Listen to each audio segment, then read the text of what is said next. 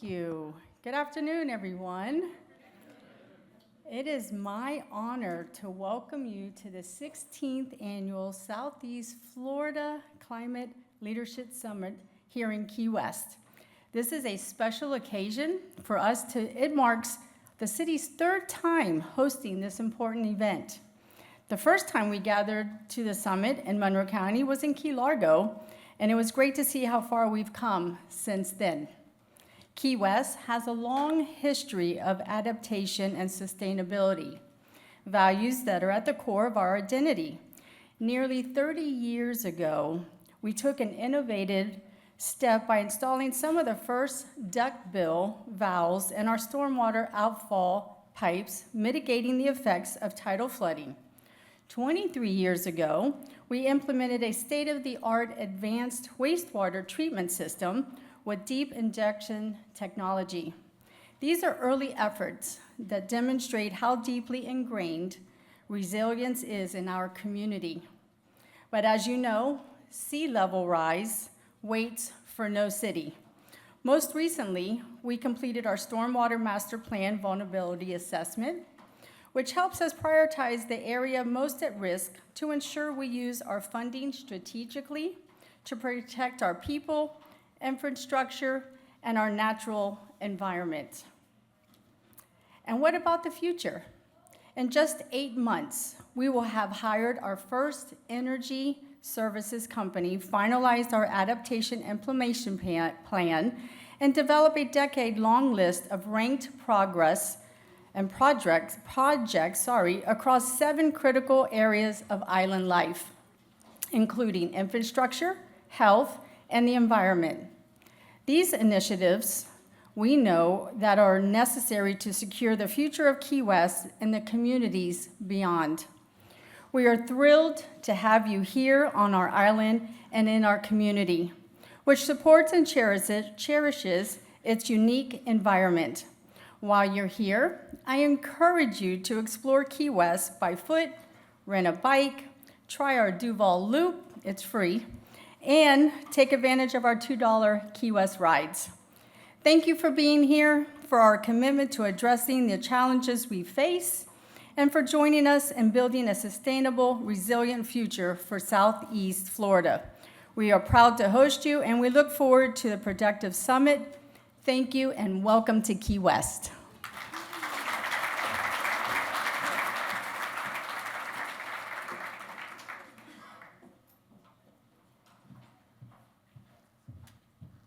Okay, whoops. So here we are at the 16th Annual Southeast Florida Climate Leadership Summit. We are here at day 1. This is the Innovation Symposium. What we do at the Innovation Symposium is showcase real-world projects that demonstrate the critical momentum of the government, private entities, and public partners. We're advancing innovative solutions to the climate crisis across Monroe, Broward, Miami-Dade, and Palm Beach counties.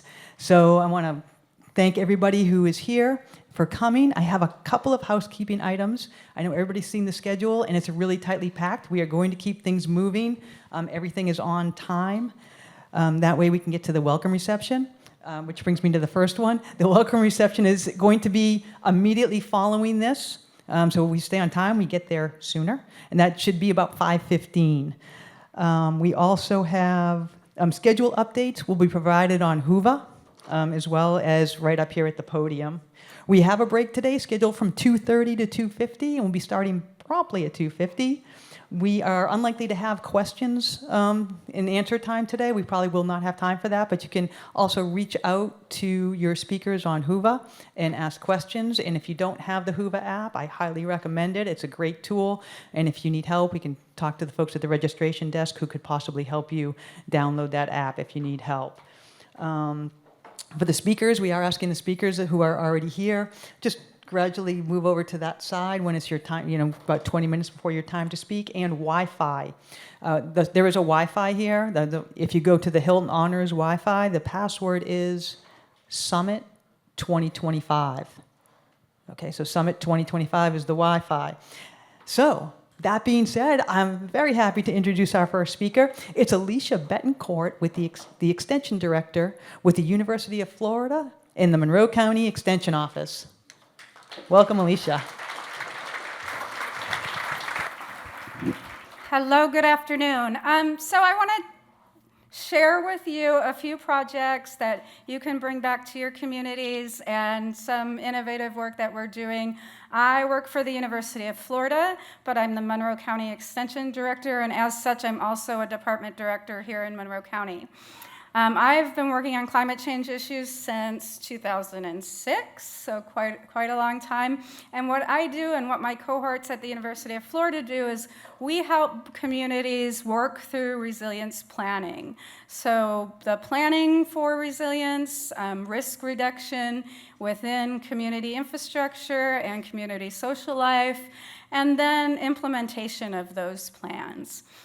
And so I'm going to go through 3 little projects. I've linked 2 of them on my Whova on this part of the agenda. If you go to comments, you'll go right to the pages so you can look them up at your leisure later. The first one I'm going to start with that you might have seen on the agenda is the Handbook for Municipal Action on Climate Change. And we've worked on this handbook for a number of years in response to a survey that we did with communities across Florida who said that there wasn't really anything Florida-specific that they could turn to do the steps to resilience and climate change planning. And so we've put together this resource. If you have folks in your community, in your city or municipality that aren't really versed in climate action planning, this is a great tool for them. And so it's linked in the comments there. Part of that work, which we call, we have a program called Climate Smart Floridians, and this is sort of climate smart communities. And I'm going to shout out Dr. Ashley Smith, who's here in the audience. I see her. She is part of the project team on Climate Smart Floridians and Climate Smart Communities. Climate Smart Floridians is a program that we can offer within your communities to engage citizens and have them, work on climate action planning processes with you. They can think about what adaptation and risk reduction is for your communities. They can work on it in their individual homes. And a third program that I want to let you know that we're working on is a Climate Navigator project. And it's a Southeast, it's four-state Southeast Climate Navigator project under the GEOS Institute, which is a national nonprofit. FEMA, a number of years ago, stated that they would like to help the top 1% of the under-resourced but most at-risk communities. And as part of that, they've identified census tracts for help and for assistance, technical assistance, and for greater federal funding. And those are called, we call them CEDARs. They're climate resilient disaster zones. And there are 32 of them in Florida. We have 13 here in Southeast Florida. And so we have a project team working with those 13 communities to make sure that their needs are addressed in terms of resilience planning and generating grant funds and technical assistance for them to do those projects that will help them reduce the risk for their community. And then finally, I think I will land. So I've linked 2 of those projects. I'll link the other ones in the chat there in the comments on your Whova app. And finally, I want to talk about what we're doing here in Monroe County. And I won't be the first one, and I'm going to let a lot of folks that come after me tell you all the great things we've been doing. But Monroe County is really led on climate action planning. As an extension agent here who works with extension agents across the state, we have not had the resistance that many other folks have seen in other communities. We've had a good sense leadership from day one to really work on that climate action planning. And so I want to thank my county leadership who have always been beside us hand in hand to get these things done. Thank you.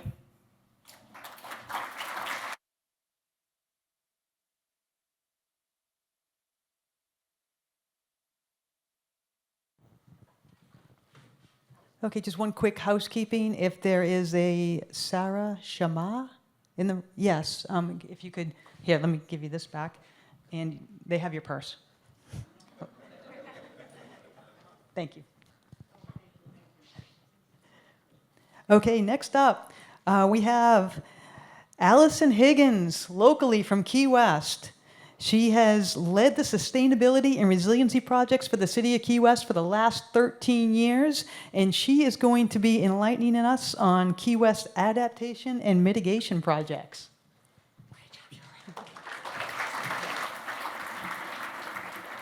Hello, everybody. I'll be quick, because you know I always try to stuff too much into a time. So I've been with the Compact from the beginning, so I'm very excited to be hosting here again today, and I get to work on everything under the rainbow. But I'll show you why we do this. So our population is officially about 26,000, but we manage for a population of 58,000 because of our daily visitors. A lot of you have this same setup. We are 120 miles to the mainland electrical grid, 130 miles to water, 200 miles to where our trash goes to, and this county maintains 42 bridges along the way. So a lot of these things can make this a vulnerable area. One of my favorite projects I got to work on, because it literally hit close to home, was this great one I did through Sea Grant funding with a local nonprofit, which is Fair Insurance Rates in Monroe, and we wanted to help summarize for homeowners that were interested in elevating what those steps were. How much did it cost? Where do you look? What do you have to do? And so on Firm's website, we made a bunch of one-pagers, and then we helped and did some webinars and posted those all on YouTube to help run everybody to our county mitigation specialist over in the corner there. Raise your hand, I see you. Because they help us with the FEMA grants to try to get those homes elevated. Oh, sorry. I'll go back one. This is the coolest thing that Key West does. We have a lot of slab on grade houses, and those are very difficult to raise. And so down here on many of these houses, you take an old, this was just after Irma, they pulled off the roof, gutted it from the inside, filled it from the inside. So all the doors go up, all the windows go up, and then you put your roof back on top. Couldn't tell it what it used to be, even though she's got the same bones. We went through so this is what we've done in the last 4 years since we were all together. Forgot to say that. So we did a big strategic planning event. 14% of our constituently spoke. This helped our commissioners set aside good money in our annual budgets. Really helped us push some projects along. Irma through HMGP got us 3 or 4 giant projects. See that little bridge there in the middle? All of our sewer is in a pipe strapped to the side. So one of these projects is actually doing a force main that goes underneath that channel because it has been hit by boats in multiple hurricanes. We're putting in more new tidal valves. We've got a neighborhood project for flooding close to my home and some wind hardening on some critical facilities that we own. Really excited. Is Mr. Bill in the house? We just had a meeting with him this lunch. Through the DOD, and I had to put the logo there so I could read, the Office of Local Defense Community Cooperation. We are working on a feasibility resiliency plan for that plant because, as you heard the mayor say, 26 years ago it was brand new, state of the art. We've got a lot of updates to do. I'm very excited. We've had our stormwater master plan for almost 29 years now. And what I love about it is a 10-year plan that they update every 5 years. And not only does the construction side of things, but maintenance costs. It helps us see far into the future. Through the state of Florida DEM, there also is monies made available to do a watershed master plan. This is a prerequisite for Class 4 FEMA community rating system, which helps us save money on the entire populace's flood insurance. And then lastly, you guys will hear a lot about vulnerability assessments during this, so I'm not going to go into the details, but I will tell you that the compound modeling and the future scenarios personally help me decide how high I was going to elevate my home. We did get an energy and adaptation coordinator position created, and so from the get-go, we were able to do a couple of our first energy efficiency projects. I'll talk more about our big one at the end. When we updated our last water supply plan, we actually augmented the Florida Building Code to mandate low-flow fixtures, so it has to be water sense. Commercial, residential, renovations, it all counts. And then lastly, you heard the mayor talk about our transit on demand. This is what it looks like, Key West Rides. It's on your apps. It's like Uber, but instead of door to door, it is bus stop to bus stop. So it's never far away, and it tells you where to go, and it's $2. You'll also hear about the Army Corps' Keys Coastal Storm Risk projects. We are excited not only for the critical infrastructure that's in there and the US 1 projects they're doing right now, but we're especially excited for the residential and commercial either elevation or flood proofing that is available through these funds. Whenever you're ready, we are. For Duval Street, you guys all know that this is one of our main tourist drivers.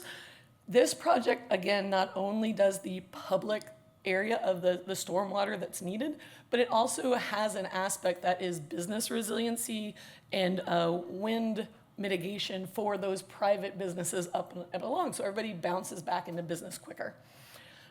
We also have we have broken ground. We're about to complete our very first resiliency hub that was paid for also through Florida Commerce Defense.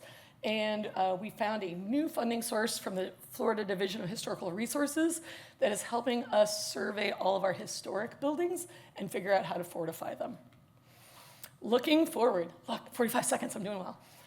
We are working, the mayor alluded to our 10-year adaptation implementation plan. These are the 7 chapters that we're deep diving into to come up with, same like that Stormwater Master Plan, a 10-year plan that we will update every 5 years. We held a bond referendum this past November of the 4 items. Adaptation passed with the most, all 4 passed. We passed with the most votes with 68% saying, yes, please do adaptation for us. We are exploring resiliency fees, which are modeled on the green building fees that Miami Beach and Boynton Beach do. And we did just sign for an owner's rep for our very first energy service company. And I did it at 0.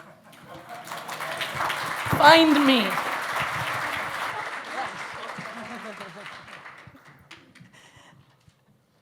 Wow, that was timed down to the second. That's fantastic. Okay, our next speaker is Steve Williamson. He is the village manager for the village of Key Biscayne.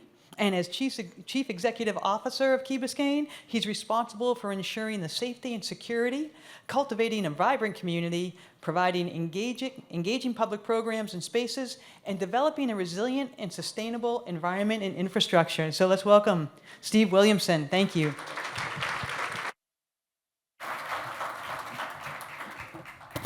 All right, good afternoon. How are you today? So the 7 minutes has me nervous. So anyway, again, I'm Steve Williamson, the village manager for Key Biscayne, and it is truly a pleasure to be kicking off this event. You know, we do this every year, and I think we remember 4, maybe 5 years ago we were in this room, so it's good to be back. I'm going to address a topic which is quite challenging, and you can see motivating a community to invest in long-term resilience infrastructure.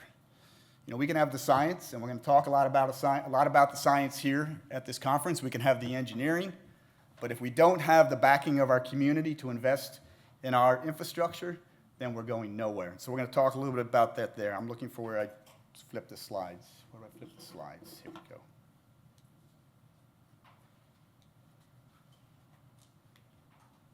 There we go. Okay, so who is Key Biscayne? So the village of Key Biscayne, most of you know who we are. But we're a small coastal island off of Miami. We're approximately 1 square mile and have 15,000 people on that. I think you just heard before Monroe County said they have 26,000 people. So imagine 15,000 people in 1 square mile. So but we also have water on every side. So we truly do face the problem of water, whether it's sea level rise, whether it's increased frequency and intensity of rain, or whether it's that, cross your fingers, the storm that we haven't got in Southeast Florida called hurricanes. We've got many of them across the state. But of course, being out there on a barrier island, we have to make sure that we are prepared for that. So over the decades, and particularly in the last 5 to 10 years, we've begun to really focus in on our requirements, whether it's a stormwater master plan, a village-wide drainage assessment. We've done all the studies, the assessments that are required to begin a program. And we've kicked off what we call our Resilient Infrastructure and Adaptation Program. It consists of 5 components. The first one is protecting our shorelines, and we have 2. One is on the ocean side, and one is on the bay side. And both of them are very dramatically different. The second one is upgrading our stormwater system, and we have a very haphazard system that's put together over a long, maybe 5 or 6 decades, so it's not working together as a single infrastructure system. Thirdly is upgrading our roadways. Fourthly is undergrounding our utilities. That includes electrical, telecommunications, and also addressing water and sewer problems when we're actually in the ground. So we're going to go for all of it at one time. And then lastly, and as we know, and I'm sure we'll have these conversations this week, is addressing and developing supporting regulations and policy, not just at the local level, but making sure that we're in alignment with the county and the state as well, because obviously we have to make sure we achieve those goals as well. One of the first things that you have to do when you come up with your communications program to motivate your community is first to identify the problem, and we've done that. But what you have to do is you have to define it in a way that's clearly understandable by your residents. And so we've done that. We make sure they understand what sea level rise and groundwater rise is and how it impacts them. We've addressed in not just talking about hey, we're having more rain, but it's more frequent and it's more intense, and what does that mean? And of course, I mentioned it before, I won't say it again because I don't want to say it twice in one briefing, that's bad luck. Understanding what coastal flooding is what happens when the big one comes and making sure that we're protected when we go through. So how do we do that? So we want to make sure that they understand the risks, and we want to do it in a way that's very personal to them. So we basically address 5 risks that are important to them. The first one is property values. So what will be the impact to your property, what you've invested in? Insurability, whether your property continue to be insured, what's the cost of insurance? Economic viability, can we continue to operate the way we do? The fourth one is an interesting one, and I kind of call this the tipping point. At what point do you get where you no longer have the tax base to be able to invest in the infrastructure, or even maintain the infrastructure that you need to go forward? So that's a big one. And then lastly, and this is one that you can use when you talk to your residents, is quality of life. Those are kind of the intangibles, but those are also the ways you can make it personal. And I see that my slides are going quickly, so I'm going to have to move. We use what I call the 3 A's. And the first one is creating awareness, making sure that our residents understand what's going on. And you can see the 4 areas that we hit here. I'm going to move through them relatively quickly because I've got 2 minutes. The second one is changing attitudes. Providing awareness is relatively easy. It's about being out in the community, providing information. But this is where it starts to be hard, right? So how do you shift the mindset? You transfer that idea of I'm in risk, and you make them own it. Then you get them to come on your side, and you start to enlist folks. These 2 ladies, and I guess the bottom left, we kind of call those our supporters, our ambassadors. We had just put a new beach renourishment in, and we caught them, and they were so excited that they had a new beach. So they were out there, and we took advantage of that. Other cases where we've put in some quick win projects, things like an immediate flood control project.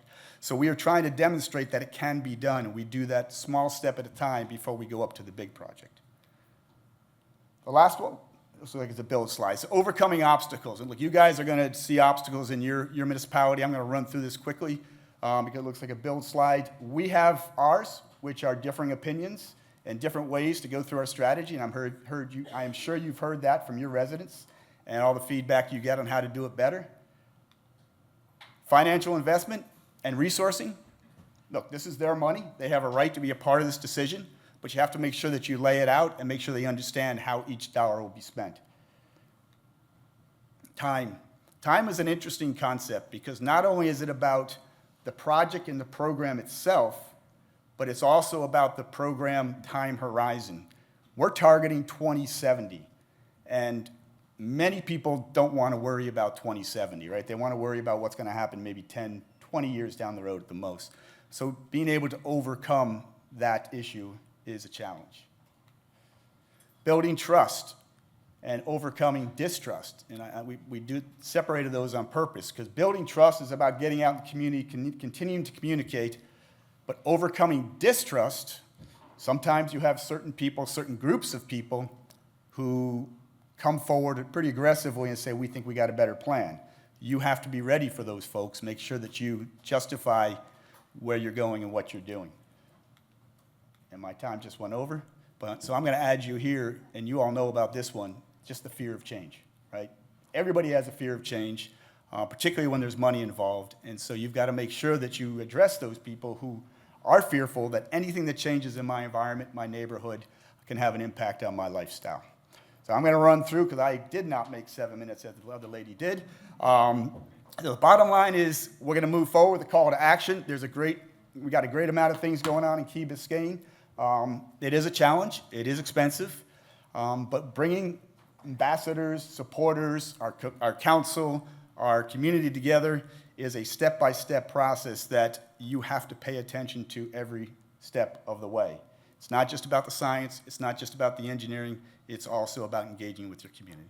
So thank you very much. And if you want to talk more about it, this would have gone on for about 10 more minutes. So thank you.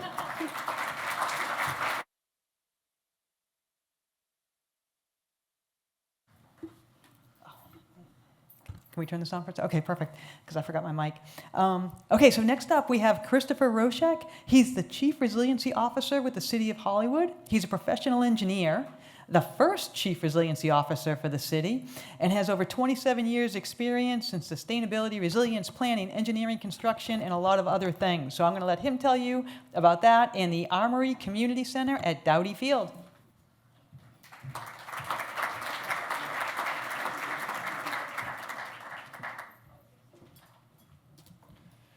Hi, good afternoon.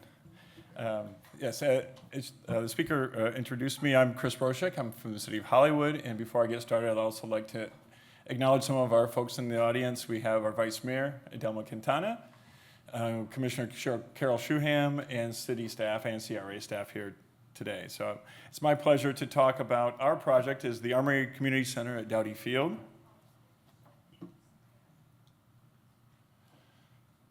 So this is a historic building that was built in the mid-1950s and was home to the 1st Battalion of the 124th Infantry National Guard for 63 years.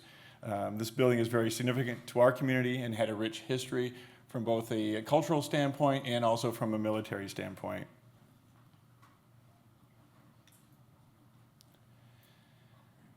In 2018, the National Guard moved out of the building, and the building was then transferred to the City of Hollywood. And shortly after that, in 2019, the city passed a general obligation bond for funding for a variety of public projects, which also included funding for the Armory Community Center. So the total funding for our project was $4.5 million. That included money from the GO bond and some capital investment, and also included a $500,000 historic preservation grant that was secured by the support of our community as well. From an environmental perspective, this was an adaptive reuse project and a sustainable development project. And by definition, I'd like to just read that real quick. Adaptive reuse is a forward-thinking approach to development that repurposes and creates new programs for existing buildings, offering a sustainable alternative to the continuous cycle of demolition and construction. As cities grapple with the challenges of climate change, resource scarcity, and urbanization, adaptive reuse architecture emerges as a solution that not only preserves historical heritage, but also reduces environmental impact. And that is exactly what happened with our project in Hollywood. It preserved a historic building that had significant value and in history to our community, and also resulted in a number of environmental benefits that you can see on the left side of that slide.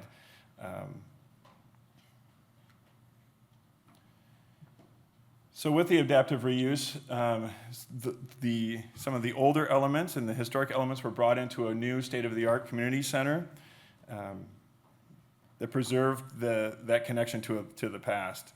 With the new building, several significant features were preserved. You can see In this photo, the yellow fans were original to the original building.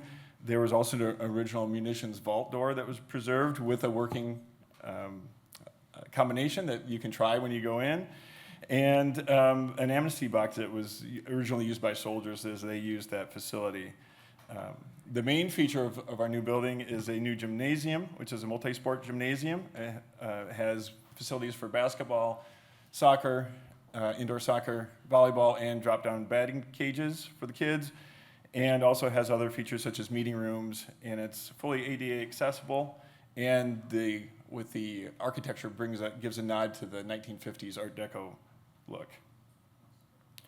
And then from a sustainability standpoint, renovation of the building resulted in a reduction of raw materials, reduced carbon emissions as compared to building a brand new building, and the amount of waste that was generated was reduced during construction.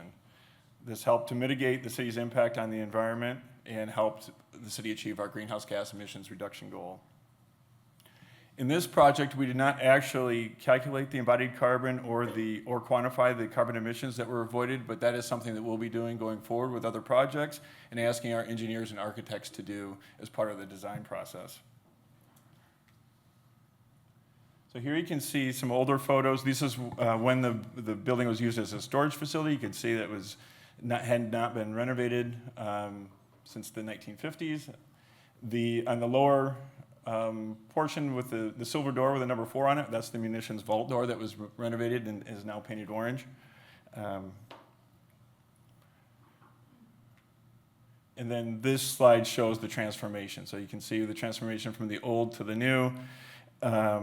And some of the features that I'd like to highlight was, from an electrical standpoint, the entire electrical system of the building was replaced, as the original electrical system and elements were back to 1950s vintage. So that it was replaced with a fully new system, an energy-efficient electrical system.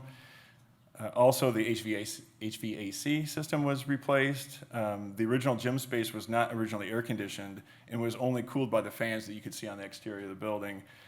So we have a fully up-to-date HVAC system, and both electrical and HVAC meet the building code and electrical code. And the original windows were awning windows that were not airtight, that allowed heat and humidity into the building, and those were now replaced with fixed double pane airtight windows that are also tinted to maximize energy efficiency and minimize heat loss. And finally, the new roof is a thermoplastic polyolefin, or TPO roof. It's now insulated and conforms to the existing building and energy codes and ensures that the heat gain is minimal. It is also white in color that reflects more sunlight to keep the building cooler in the summer. So the project was completed in about 14 months, so it was a very ambitious project, and also stayed on schedule from start to finish. We had a kickoff ceremony with the community in June of 2023 and a ribbon cutting in September of this year. And I'd just like to note that ribbon cutting was very well attended, and very much there's a lot of excitement from our community, from both the kids that were going to be using the facility and also the community and our various community organizations.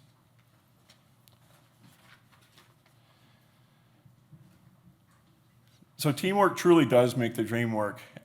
Just real quick to wrap up, this was a comprehensive project that was managed by our Department of Design and Construction Management, where my position is located.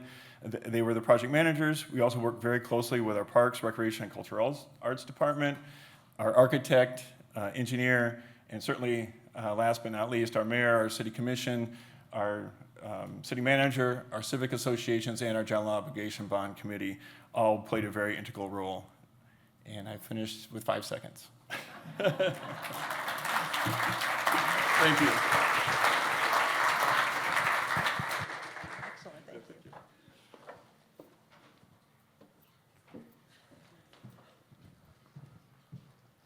Okay, so we are going to continue our climate speed dating session here. Next up, we have Kent Edwards. He's a sustainability officer with the city of Delray Beach. He works on a variety of projects with major initiatives, including a tree planting program, a green building ordinance, a climate action plan, and many outreach events. He's also obtained his LEED Green Associate certification He's going to talk about the drop-off tree planting program. So let's welcome Kent Edwards.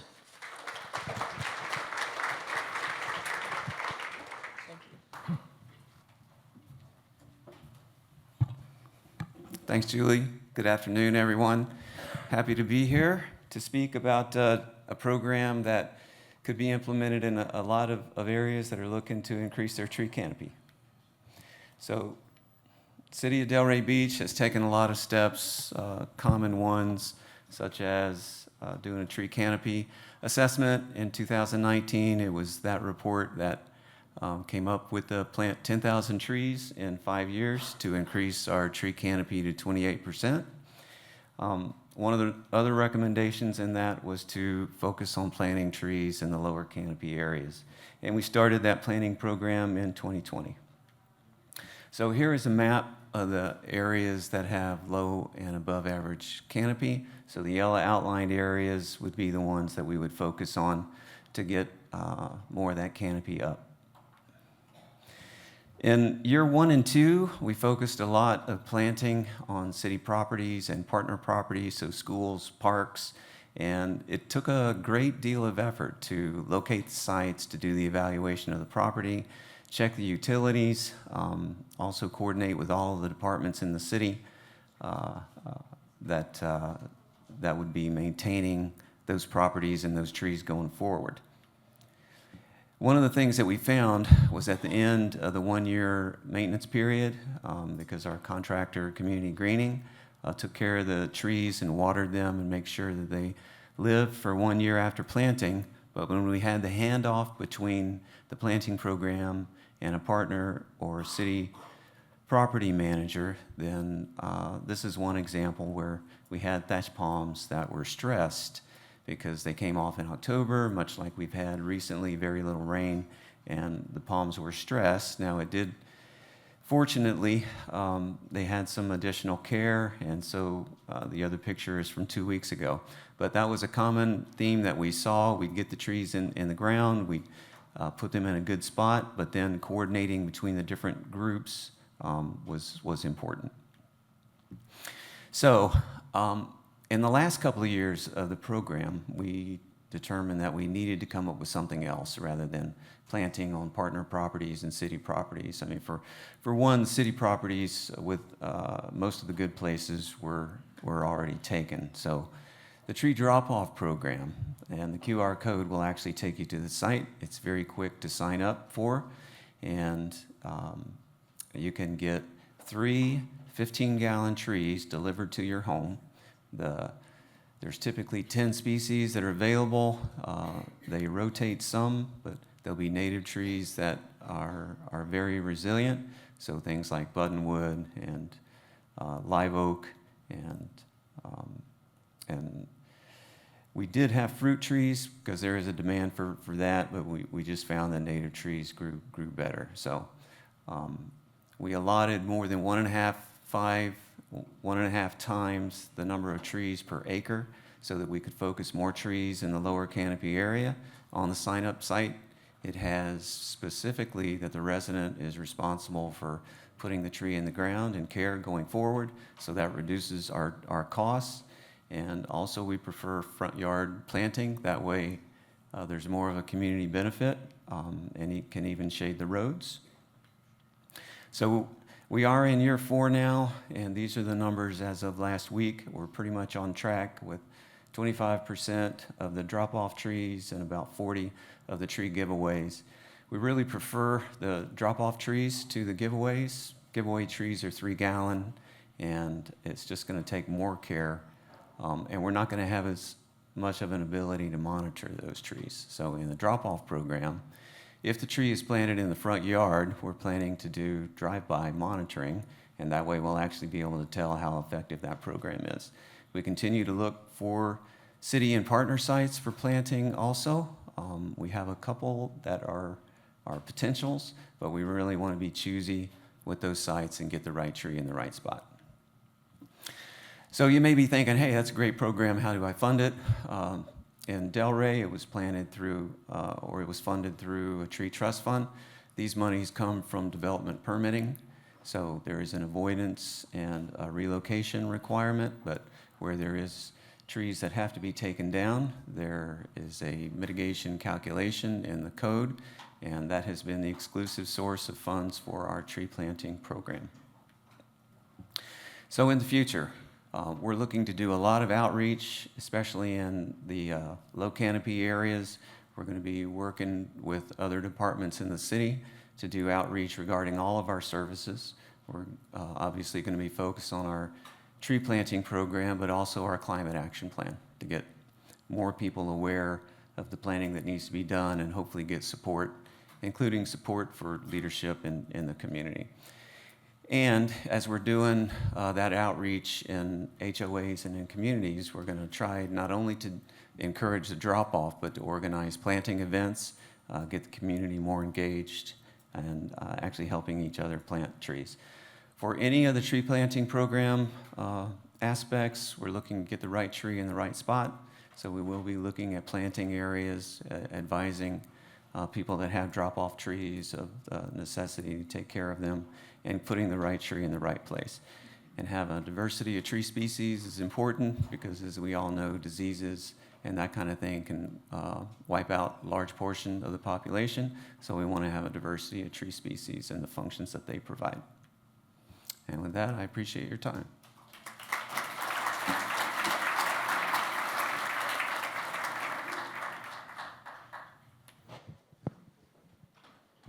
Wow, that's a really cool program. Thank you.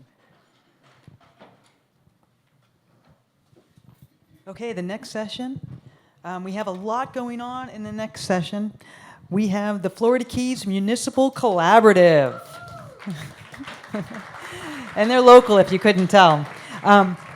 So helping us with that is John Bartis, the city administrator, the city of Key Colony Beach. He's also been the 4-time mayor of the city of Marathon, a founder of the city of Marathon. He has a lot of great accolades, but he's also a rock star. So we'll throw that on there, and he can tell you more about that later.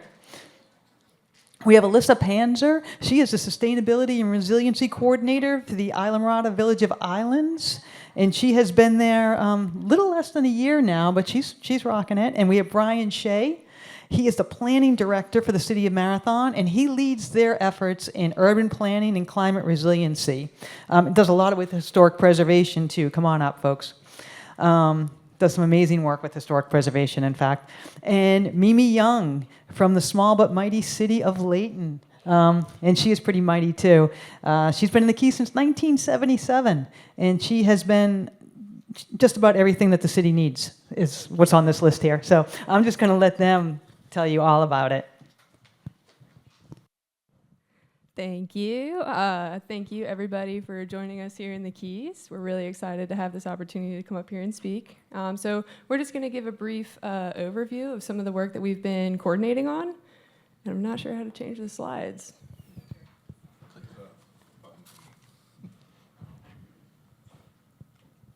Oh, nailed it. Good start. All right, so just a brief outline of some of the, where the municipalities are, and then we'll go into some of our group projects, including vulnerability assessments, yay, and then individual updates for each of the municipalities. So we're looking at a portion in the Upper Keys, about 50 miles from one end of Islamorada to the other end of Marathon. Populations are rather small, as you can see, but very residential populations, very high tourist attractions as well. And so relatively those staff sizes are smaller. So not often is there a full position for resiliency. However, it's very important to have everybody represented on the resiliency initiatives because we're all on this road together, both figuratively as we face the effects of climate change, but also quite literally. We all share the same evacuation route, that is US 1, as well as utilities. So utilities span jurisdictions, including electric and water. So we have the pleasure of joining each other on biweekly coordination calls. They kind of grown with a growing list of projects. So we go over things like the vulnerability assessments, mobile LiDAR data collection, Keys-wide roadway vulnerability analysis and adaptation plan, as well as a few grants that we've collaborated on. Another collaboration to note is the local mitigation strategy, which we do have a plan coming up for 2020 that we'll be updating for 2025. And this does include like hazard mitigation planning, and it includes sea level rise and climate change effects. So one of the big projects that we have going on currently is a Keys-wide roadway vulnerability analysis and adaptation plan. So we've got 2 screenshots up here, and I'm not going to talk too much about this because I don't want to spoil the fun for tomorrow. They're going to talk more about this in Roads to Resilience tomorrow. But just 2 very user-friendly public resources that we have from the project. The first screenshot here is our mobile LiDAR data collection. So that's the most recent elevation data that the public can zoom into the street and click a point and see what the elevation is. That just finished up this month, so we're really excited about that, and it rolls right into the roadway vulnerability analysis, which is the other screenshot, and that's a live website. So that's Monroe County's. They finished up a little while ago. Now the municipalities are following suit so that it can be a Keys-wide analysis. So we're looking at conceptual plans and adaptation limits next. One of the grants that we wanted to note here was the CFI grant. That's the US DOT Corridor Grant Program. Monroe County is currently a pending corridor, meaning it does not have sufficient alternative fuel capabilities to support alternative fuel travel. So we sent an application for the Charging and Fueling Infrastructure Grant, part of the corridor program, for 8 charging stations along US 1. Those are fast chargers, and that would bump US 1 from a corridor pending status to corridor ready. We applied last year, but we weren't granted the funds, and so we're looking forward to hearing the results for this year. And just a quote from our project narrative, it's imperative that Monroe County pursues implementing an electric vehicle corridor to support local mobility, but also to reduce the carbon footprint. And the fun one, so vulnerability assessments.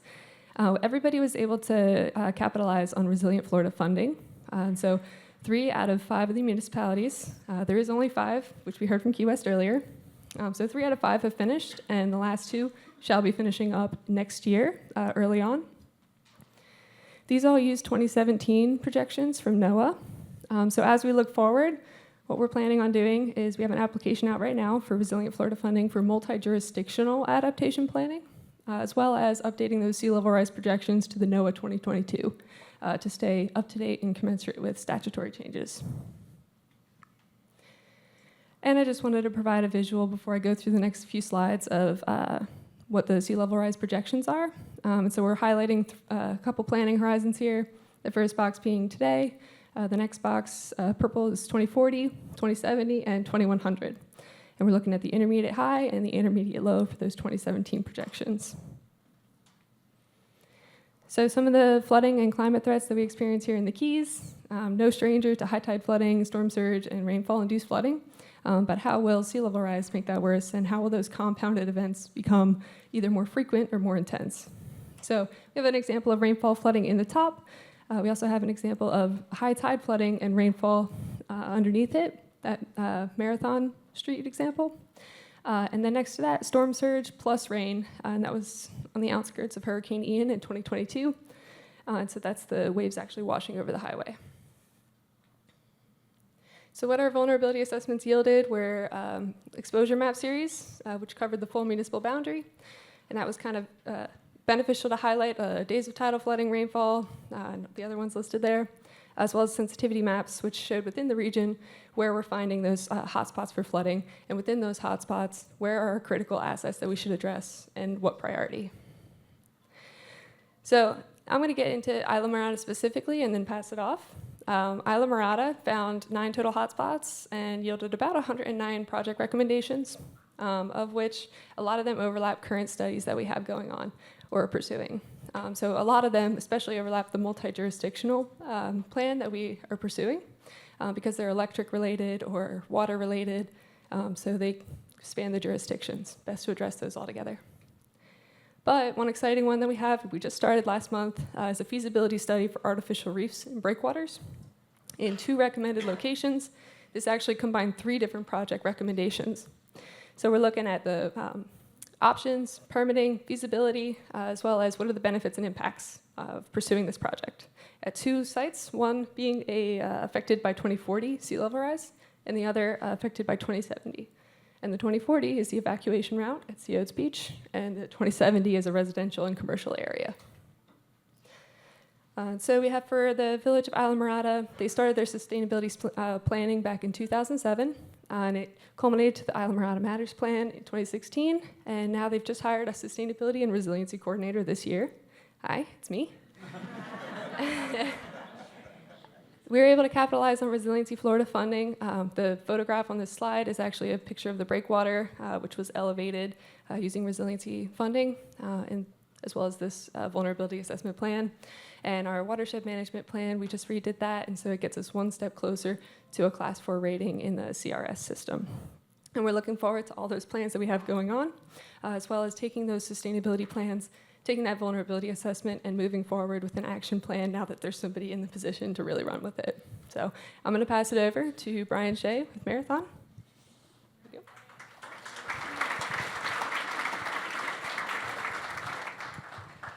So as mentioned, I'm the planning director for City of Marathon, and as mentioned before, we wear many hats.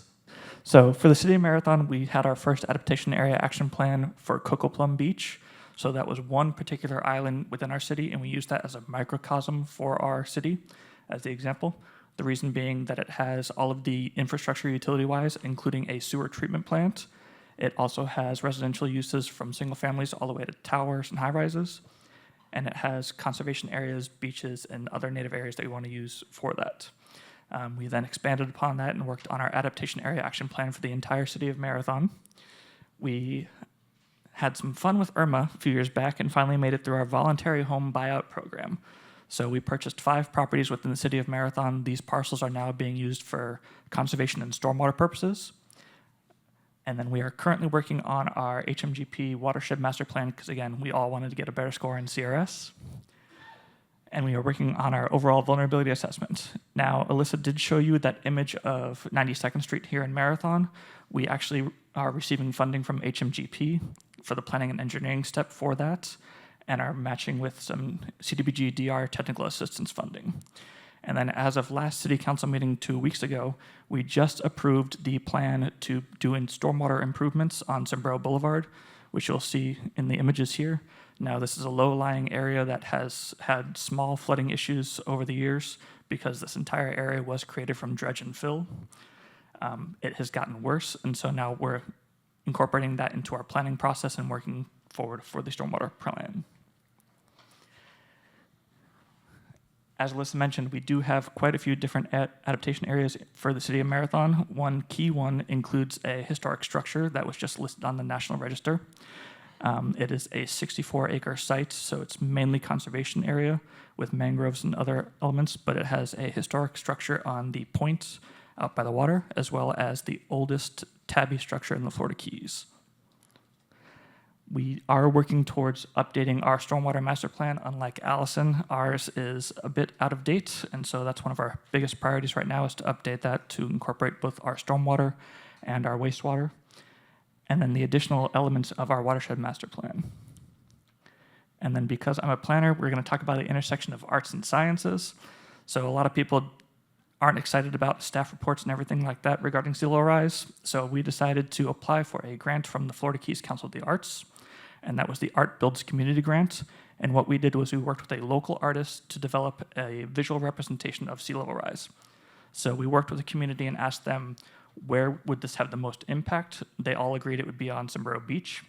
And so we took the initial creation of Sombrero Beach, which was in the 50s, projected it to today when we put in the piece of art, and then projected that to 2090 because that was the equidistant time period. So we used the sea level rise projections for that. So the concrete base is the one elevation, and then you have the first set of waves for the next, and then you have the extreme high as the highest set of waves. And as people go through this in our town, they notice that this sculpture is just barely higher than the road that's adjacent to it. So it's that visual impact to them that we need to start addressing this now. And then as an added benefit, we got it added as a Pokestop, so we get the digital impact.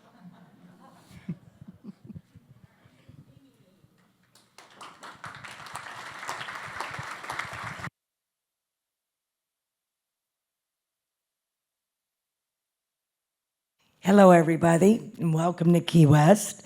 I'm with the City of Layton, and the City of Layton was incorporated in 1963, and it is the smallest municipality in Monroe County with just 200 residents. The city did join the NFIP, CRS in 1999, and we went in as a Class 9. We are now a Class 5, saving our residents 25% discount on their flood insurance. Every home in Layton is waterfront, and the entire community is in a special flood hazard area. In 2000, we did set a 3-foot freeboard, and it was accepted by the residents easily because the city was originally in a V zone. So we had the natural 3-foot high in most of the buildings. We did limit our downstairs enclosures to 299 square feet. And following Hurricane Irma, we were able to identify and eliminate about 25 downstairs living enclosures. One other thing we did in 2005, we did preserve 53 of the 87 acres are now preserved in perpetuity. They are mangroves and will help protect the city from the wave height. Our vulnerability assessment will be finished in March, but already we've identified the entire city is a hotspot. So as you can see, all of our critical areas are bundled together right on US 1. So that'll be our biggest challenge, is to harden those with such a small budget. But we do depend on Monroe County for all of their support, and we accept it wholeheartedly. We are going through the 3 studies, as was mentioned by Alyssa. And our resiliency study, we were able to partnership with Key Colony Beach and share the grant money to get that report finished. And our next steps are to review the current comprehensive plan and to include the new goals based on the final studies relating to the future sea level rises. Thank you, everyone.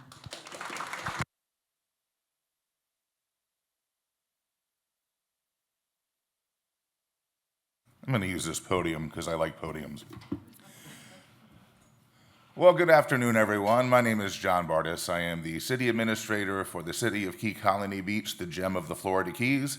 And right off the bat, I would be remiss if I didn't say that my vice mayor from our wonderful city commission is here, Mr. Freddie Foster. He's going to be here all 3 days. And please get to know Freddie, especially if you have access to millions of dollars in grant funding. So I'd like to do this a little differently. We'll get to the city's efforts here in just a little bit. But you're in Key West, and of course, people do drink a lot down here, you may have noticed. So what if we treated climate change like we treated alcoholic beverage consumption? Imagine this report on your evening news. A Florida man has set an ambitious target to phase out his alcohol consumption within the next 20 years as part of an impressive plan to improve his health. The program will see Sonny James Highwater, age 73, to continue to drink as normal for the foreseeable future before reducing consumption in 2053 when he turns 101. He has assured friends it will not affect his drinking plans in the short or medium term. Highwater said it was important not to rush to switch to non-alcoholic beverages. He, in his quote, "It's not realistic to transition to zero alcohol overnight. This requires a steady, phased approach where nothing changes for at least 2 decades," he said. Adding that he may need to make additional investments in beer consumption in the short term to make sure no night out is worse off. Highwater will also be able to bring forward drinking credits earned from the days he hasn't drunk over the past 40 years, meaning the real end date for consumption may actually be around the year 2060. To assist with the transition, Highwater has bought a second beer fridge, which he describes as the capture and storage method. We'll bring you more as this story develops, but don't hold your breath. Well, anyway, the city of Key Colony Beach has done a lot of things too, and again, we're working on our vulnerability assessment with the city of Layton, and glad to have them as a partner. And we're identifying some hot spots as we go along, and we'll be working on a lot of the other things we've been talking about, our watershed plan, our stormwater master plan, and all the good stuff that we need to do there. But some of the things we've been able to do were really good. We've undertaken a bunch of stormwater projects with a lot of grant funding, and we have seriously reduced our outfall to nearshore waters surrounding Key Colony Beach, which is a really good thing. We have completed our LIDAR project, which is going to help us identify some of those hot spots, especially some of the roads where we do have lower elevation, and will determine some of those problem areas, but also point us in the direction to some of the fixes. Our preliminary road assessment is completed, and that shows some of the areas that do need our attention. We have been in the process of revising our comprehensive plan to include those wonderful goals, objectives, and policies that address resiliency and climate change, and I believe they have this coming up on your commission meeting this Thursday, or next Thursday. No, it's this Thursday, whatever week it is. I know, I'll be there. And we're building a storm-ready addition to City Hall and hardening the rest of the building with a wonderful grant, $2.28 million public safety facility hardening grant from the Florida Department of Environmental Protection. We're really happy about that, and that's a project that a lot of people in Key Colony have been working on for a long time since Irma, and by God, we're gonna get there. And it's an amazing thing, and I'm really happy to be part of our city.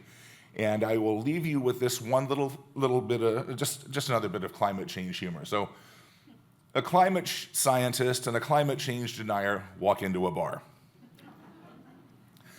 The climate change denier says, "Bartender, I want to see your liquor that has the highest concentration of alcohol."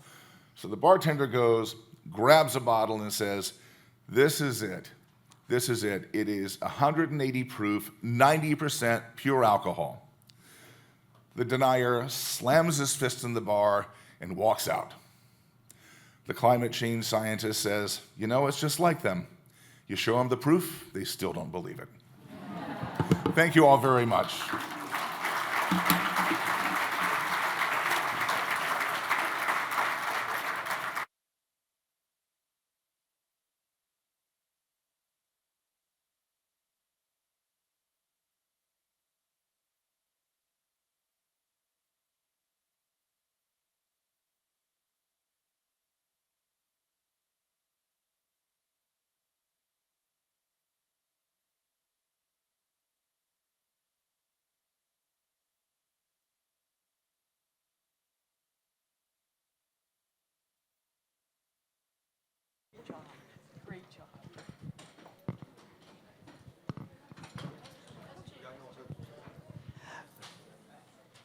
Okay, and we are moving on. Next is Dr. Jasmine Locke Rodriguez. She's the founder of Phytoflora by Green Thumb Strategies.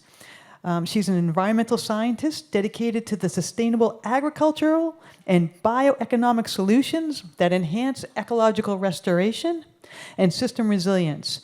And she has a lot of amazing things to talk about today, starting with Pinecrest floating wetland systems. So let's welcome Dr. Jasmine Locke Rodriguez.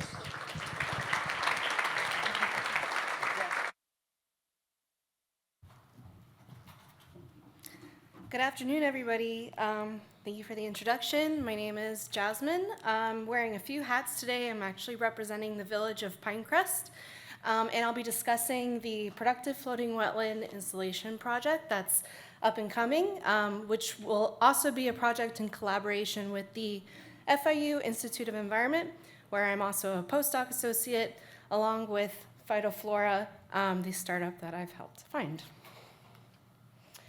So before I get into the project, a little context about Pinecrest. It's a relatively small municipality in the southeast region of Miami-Dade County, mostly residential, though it is fairly dense.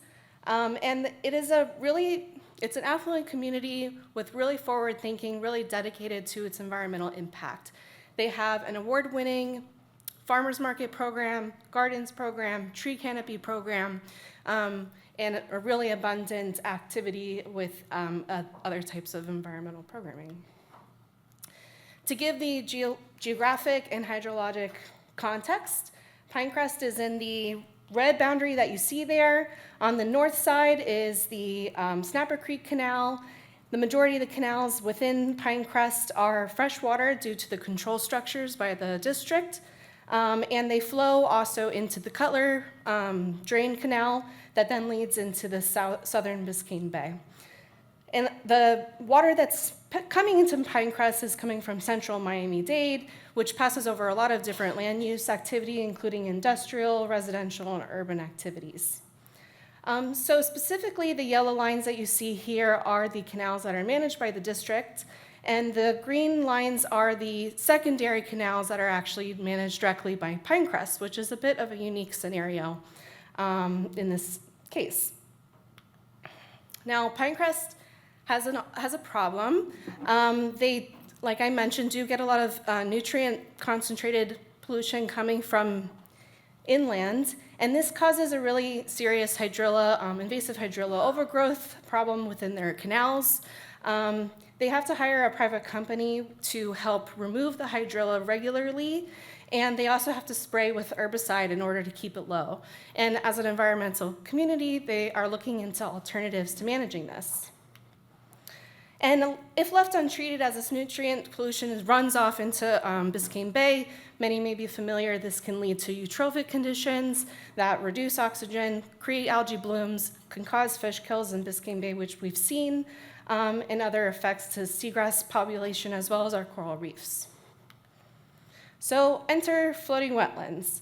Floating wetlands are a type of green infrastructure where we're essentially leveraging the power of wetlands, aka Earth's kidneys, to help filter water directly in place. This is especially useful in urban areas like Pinecrest that really rely on their stormwater system to keep them from being flooded. They have a pretty low elevation. Instead of having to have a lot of space to incorporate wetlands, we're able to bring that directly into these water bodies by using floating rafts, planting directly into them, kind of like a hydroponic farm. The roots hang in the water, and they help uptake these nutrients like nitrogen and phosphorus to help mitigate them from continuing downstream. Floating wetlands have actually been recognized by the Department of Environmental Protection by Florida as a best management practice and are eligible for nutrient credits. This is largely due to the work from Steve Beeman and his company BMATS, who I see as a mentor, who has developed these products. There's a few different on the market, but you could say he's native to Florida. And floating wetlands in general have been found to really be efficient at uptaking these nutrients, almost as good as a constructed wetland. One thing about floating wetlands, though, that's important is you really want to harvest the biomass, aka the plants, from these platforms as often as you can.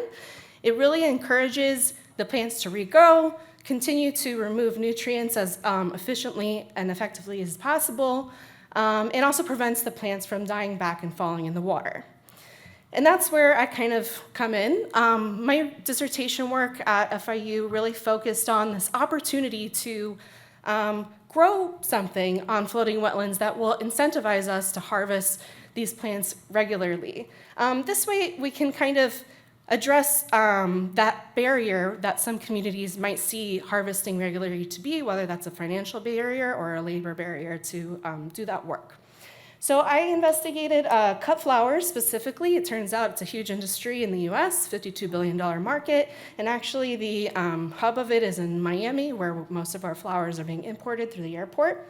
And it turns out that a few different cut flower varieties can be comparable to wetland plants and remove an effective amount of nitrogen and phosphorus. So some of this work has been published, more to be in the queue. I think I see some of my committee members probably waiting for those publications. Anyhow, so I've been working with some pilot partners, and Pinecrest has really stepped up and really interested in seeing this taking place. As a part of the startup Phytoflora, I've also gone through 2 different accelerator programs, including Seaworthy Collective and the Larda Institute, to really see how we can bring this to the market. So this project is going to be a phased approach. First phase will be funded by the Pinecrest Sustainability Fund directly to help implement 2 floating wetlands into a targeted canal system. And then we have applied for a few other grants to help scale this, which would cover the 5% of this section of the canal to really see if we can reduce the nutrients enough to mitigate that hydrilla growth. And then hopefully with success, we can consider continued scaling across the system. So major objectives of this 2-year pilot will be to continue to monitor the nutrient uptake of the plants and the reduction in the water directly. We'll be practicing different techniques to protect the crops while also being in balance with the wildlife in the area, monitor the production and make sure we really have a quality crop, and be able to reinvest that money back into the project. And hopefully we'll be able to do some different trainings with the community programming as well to show folks how to do this work.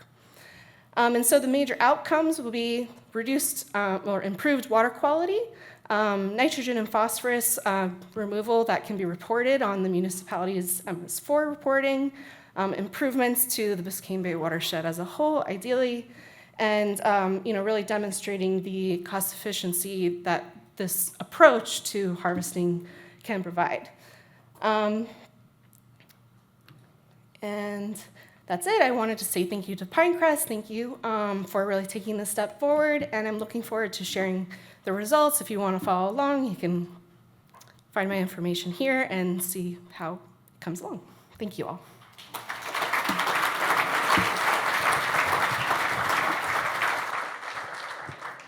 Great projects.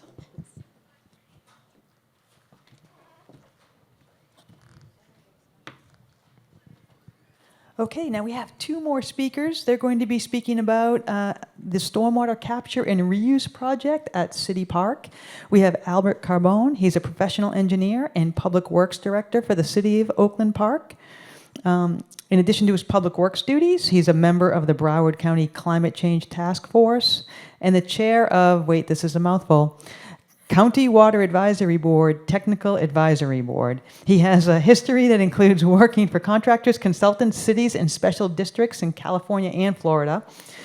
Joining him is Molly Furch. She's the sustainability coordinator with the City of Oakland Park.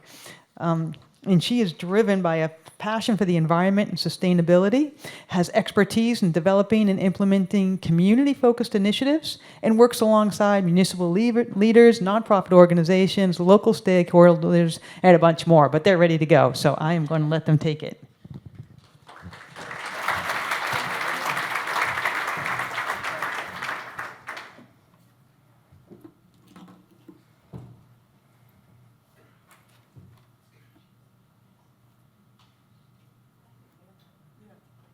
I have to click it. Oh. Okay.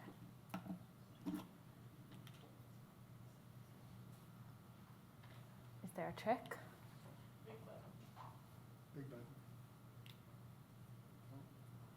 Oh, wait, okay. Technical difficulties.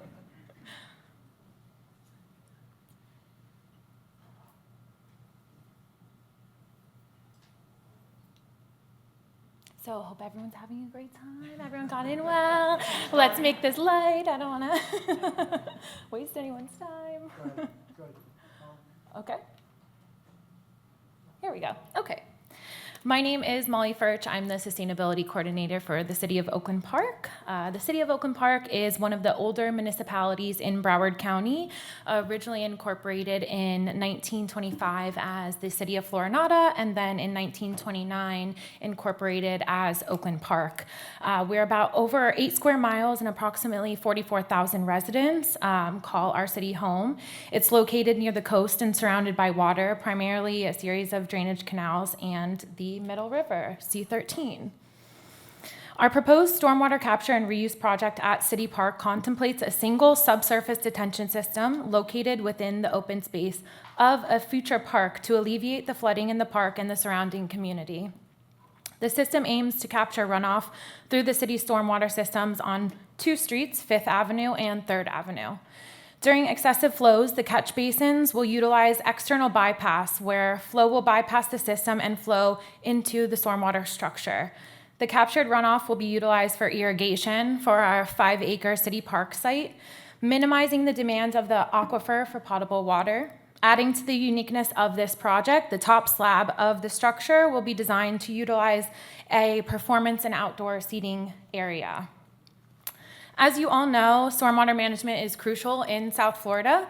The subsurface detention area will provide environmental benefits through pollutant load reduction of runoff. The project site is located in central Oakland Park between Dixie Highway to the east and North Andrews to the west. The site is already an existing park, and as a part of a major redevelopment effort in our city, we're locating one of our fire stations, our public works facility, and a community center. The site is going to be redesigned to include more natural areas and serve as that stormwater facility for the surrounding area. The fields to the north have been recently completed in our phase 1. While the construction of phase 2 and phase 3 will be going on, it will take place in the boundaries of the park, and the impact on drainage of the surrounding areas will reach in all directions. The defined project impact area consists of densely populated urban development. On each side of the park, there are multi-unit residential developments, commercial and industrial structures, and a bunch of single-family homes. The impact area is a financially disadvantaged portion of our community and is at the lowest income level. Long story short, the project aims to enhance the resilience of Oakland Park's infrastructure while supporting environmental sustainability and community well-being. By integrating innovative practices such as this green stormwater infrastructure and advanced water management systems, the project is going to reduce urban flooding, improve water quality, promote reuse and conservation, foster community engagement, and support ecosystem health. So, some of our project details and location and site description. This map here for you, if you can see that green box, is where the impact will be of our stormwater capture and reuse. We're going to utilize this infrastructure to provide effective flood protection for an area that already experiences a high amount of flooding. The innovative solution will incorporate the subsurface detention area under the redevelopment. The new facility will increase the capacity for stormwater to be removed from the dense urban areas into storage, reducing that impact of those floods and high water levels. The project will further the city's efforts at protecting its residents and critical assets.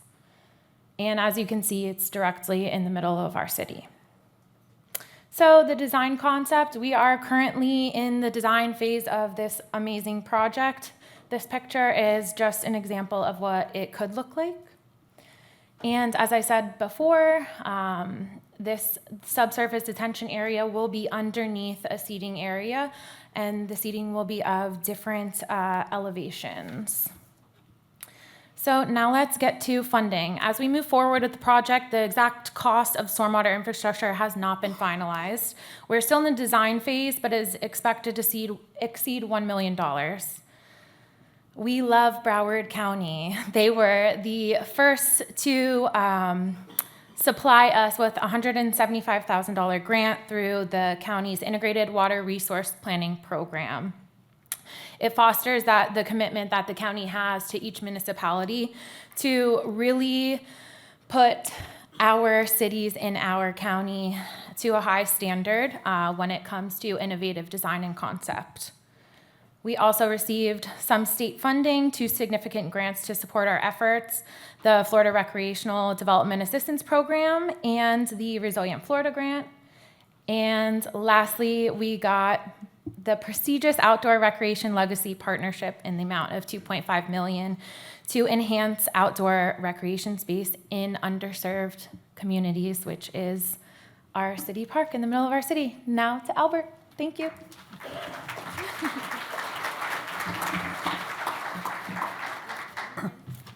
I'm going to talk a little bit about next steps. That's a pilot program that Molly was talking about. We've already started the full-scale project, Northeast 6th Avenue Stormwater Pump Stations. Just a couple blocks east of that, we received a Resilient Florida grant in 2024 for this project.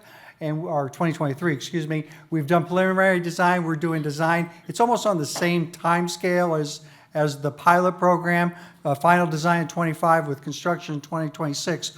What we're able to do with this Northeast 6th Avenue stormwater project is that instead of building the pump station on the discharge next to the receiving water, in this case the Middle River, is we're building it upstream with a force main down to the Middle River. That allows us to capture more of the stormwater and discharge it at after the peak discharge point, or reuse it for future applications. Like I said, the timeline for both these projects are in design 2025, construction in 2026. And then our monitoring and evaluation plans having to do with the grants, having to do with the quality of the water, the quantity of the water, and the types of discharge that we have, whether it's reuse or discharge after those peaks. And that's it for our presentation. Enjoy your break.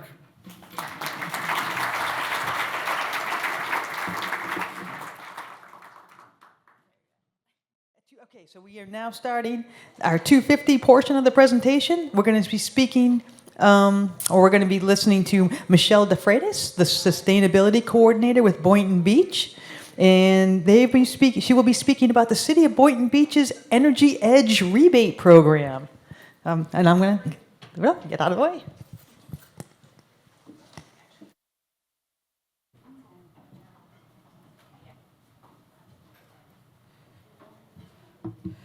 Good afternoon, everyone. My name is Michelle DeFreitas. I'm the new Sustainability Coordinator to the City of Boynton Beach. So I'm here representing the city, and I'll be speaking briefly as possible on our green building program.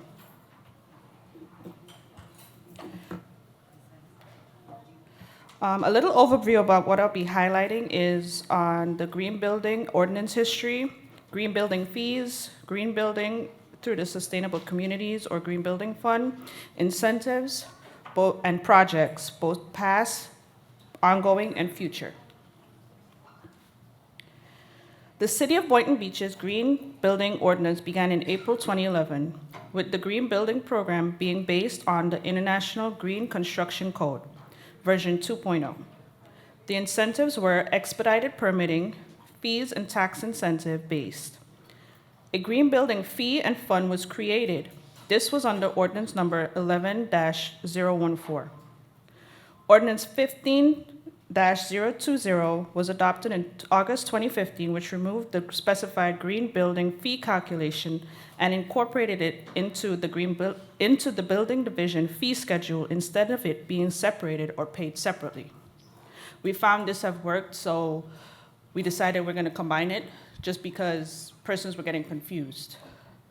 In March of 2019, Ordinance 19-011 was created to establish the green building standards by a sustainable building rating system or a national model green building code such as LEED, IGCC, Florida Green Building Coalition, etc., and other approved certification programs.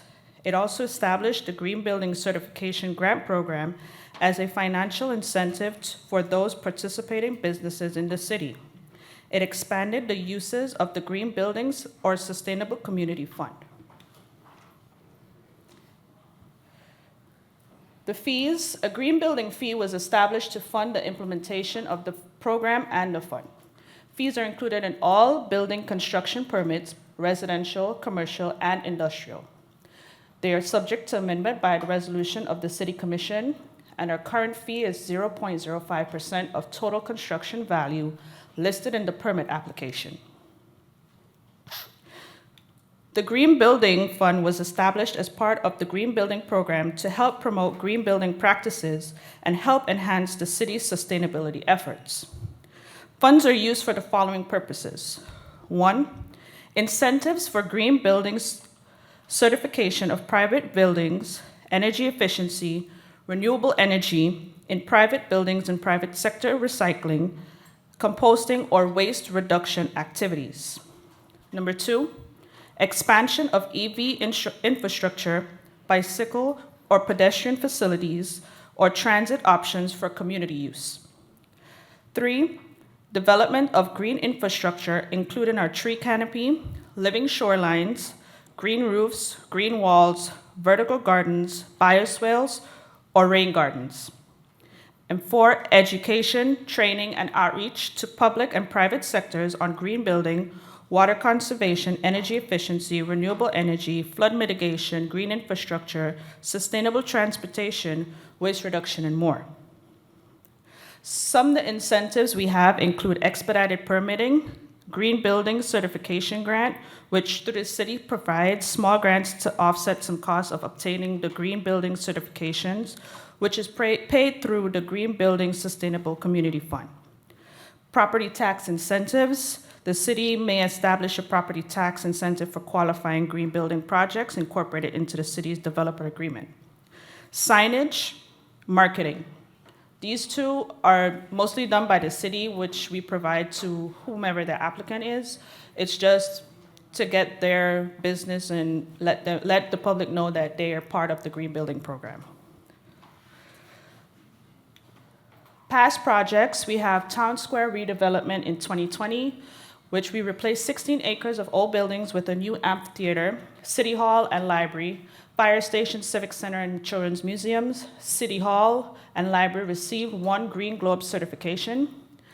The tree canopy assessment in 2020 and 2021, the city partnered with the Green Infrastructure Center to evaluate the city's green assets and managed to maximize ecology, economy, and culture.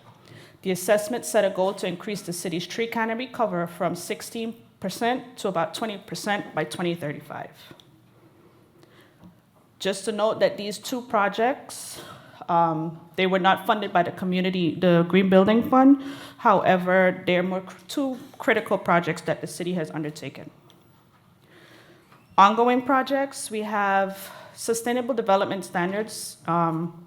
Ordinance 19-027 establishes sustainable site and building design features for non-residential, multifamily, and mixed-use buildings.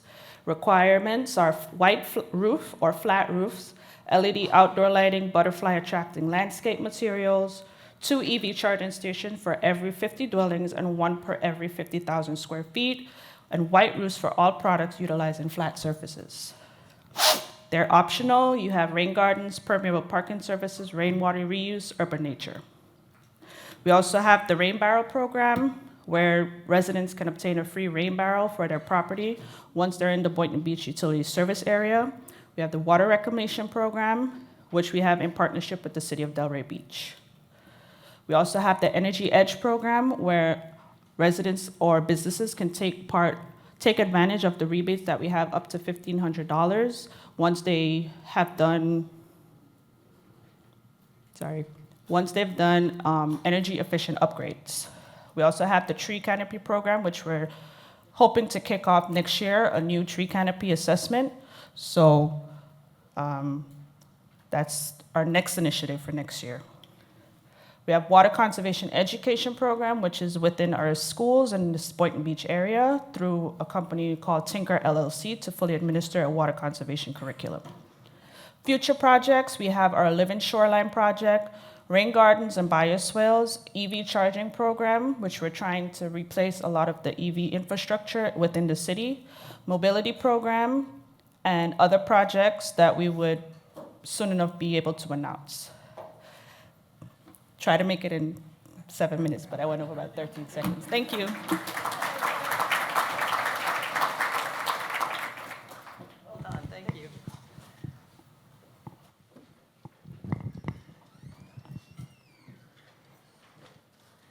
Okay, next up, you can partially thank this gentleman for the water you had on the break, because this is Thomas Tiffin. He's the principal engineer with the Florida Keys Aqueduct Authority, and they are the entity that brings the water all the way down from the mainland all the way here in Key West, over 100 miles.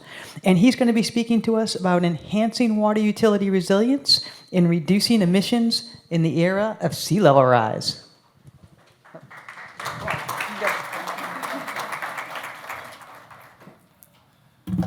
Well, thank you for that introduction there. And yes, did you like our water? So a little bit about us, Florida Key Aqueduct history is, we started back in 1937. we were not called the authority yet. We were called the Aqueduct Commission. Basically, we needed water down into Key West, and that, so the military ended up building the first water line, which was 18-inch in 1941. Things go on and all that stuff. So 1974, we became the Florida Keys Aqueduct Authority. State of Florida made us a government entity at that point.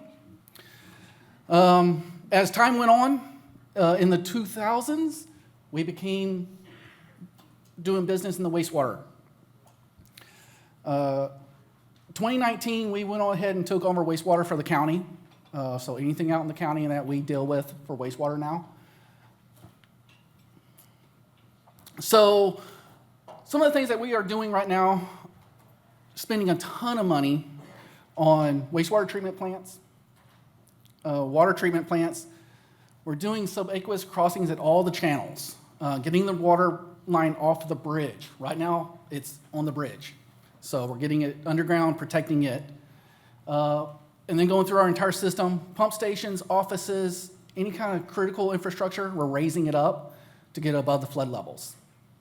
We're also having fun doing changes to how we operate so we can get greenhouse gases down, reduce electricity. We are working diligently at that.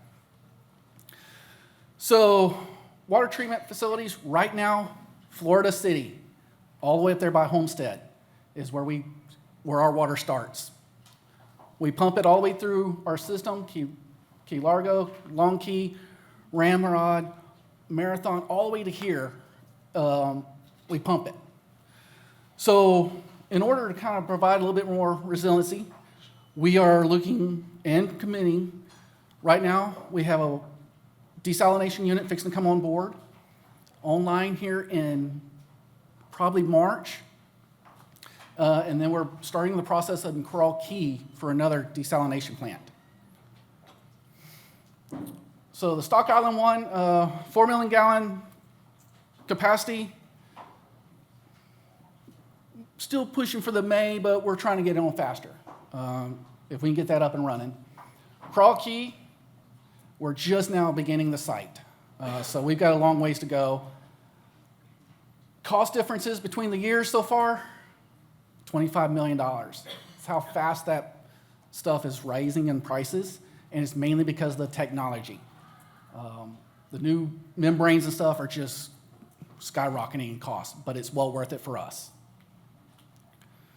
So, subaqueous crossings net, working our way through the keys here. So far, we've gotten Travener is under construction, finishing it off. Snake Creek in the design. What we do have is Well Harbor and T-Table complete. Those were two of the main crossings that were giving us problems. We knew that those two would be disastrous to us, so we got those completed. We're going to continue to work our way through. Right now, we're in the planning phase for the next 4 from that point on. And then we'll just continue our way all the way to Key West here. Pump stations and offices. We live in a place that we don't like to say that certain word. We get those. We've been through them. So we are going through our system and raising the pump stations. We did the one in Marathon, as it is a major component to our system. Stock Island pump station, it's already up and ready. So we're working at it. So another good part is, as we're upgrading everything, we're looking at our operations, even with the existing operations. This one here is an Ocean Reef pump station up by Key Largo. We've had a 62% reduction in power usage when we implemented the system. This is another part, a lot of people say desalination is expensive. It's tough to do. We're looking at it as a different way. We end up having to pump that water all the way to Key West. If we can produce it here, we can reduce our costs and save for just pipeline energies. So that's what we're looking at. We're continuing to work through all our systems, looking at all our plants. at which ways we can do it, and just not the water systems. We're looking at the wastewater system too. So hopefully we can get all that completed here in the next 10 to 20 years and be happy for living down here.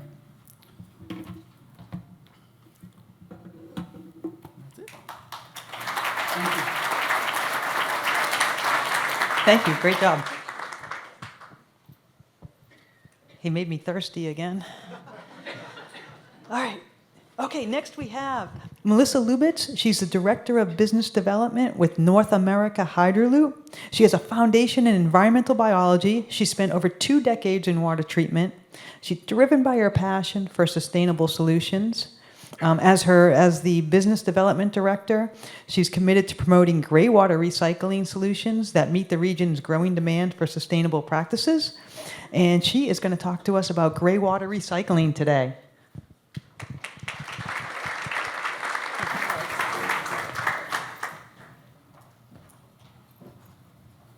Thank you, everybody. Here we go. Getting a little ahead of ourselves here. Sorry. Okay, presentation over. Thank you. Can you go one more? I need to go to the beginning. That's at the very end. Thank you very much. My name is Melissa. I work with an organization called Hydroloop. Hydroloop is a gray water recycling company based out of the Netherlands. And what we manufacture is something called decentralized gray water recycling. So we're talking a lot about moving water. We've got to move water all the way down to the quays. We've got to pump the wastewater.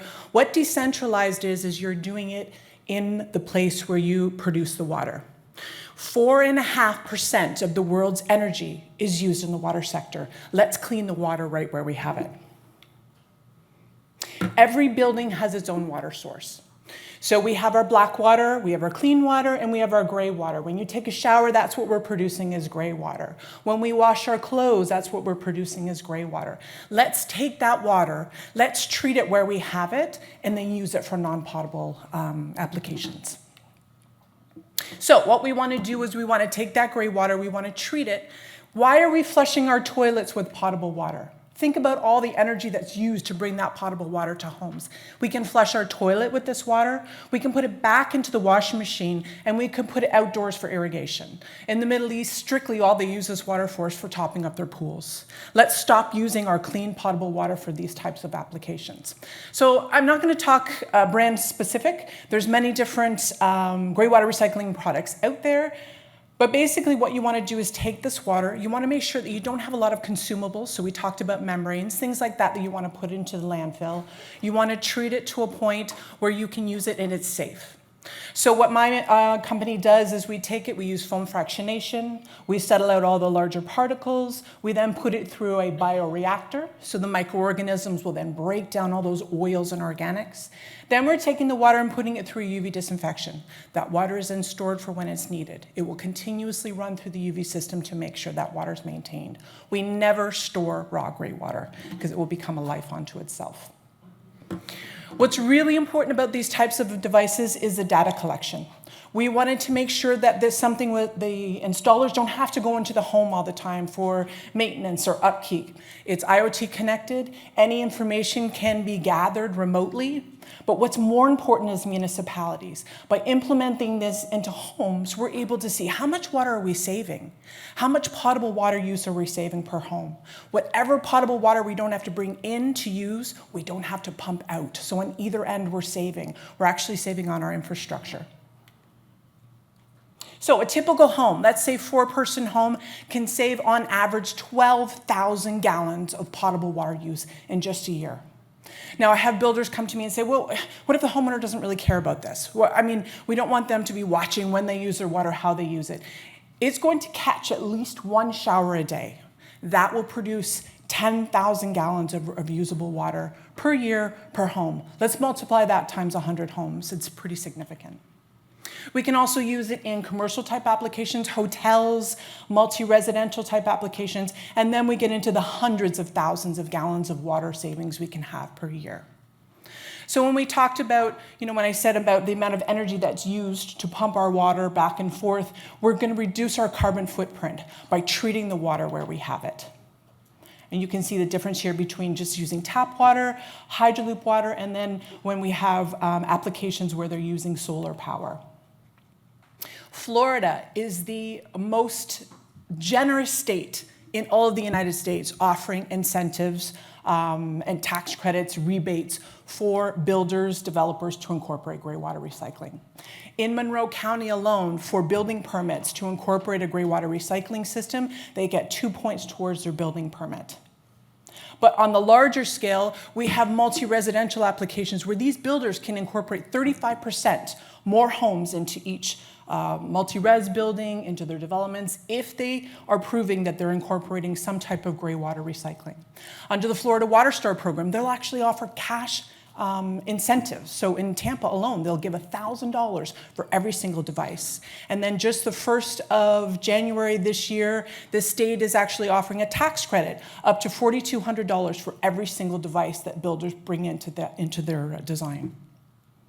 Pretty significant. I've taken this information and I've presented it to other states across the US. We actually have other states that have proposed a bill and they're presenting it to the legislature in the new year. So this is something that's setting a precedence across the US, and I'm also ideal in Canada as well. This is actually something that everyone is aware of that Florida is doing for as far as water savings. So key challenges and barriers. What we're looking to do, obviously it's not going to be possible to mandate that gray water recycling be incorporated into homes. But what we're looking for is to have the building code, have it designed so it's recycle ready. Every building can accept gray water and treat it as we move forward in our housing crisis, if you will. And this is across Canada as well as the United States.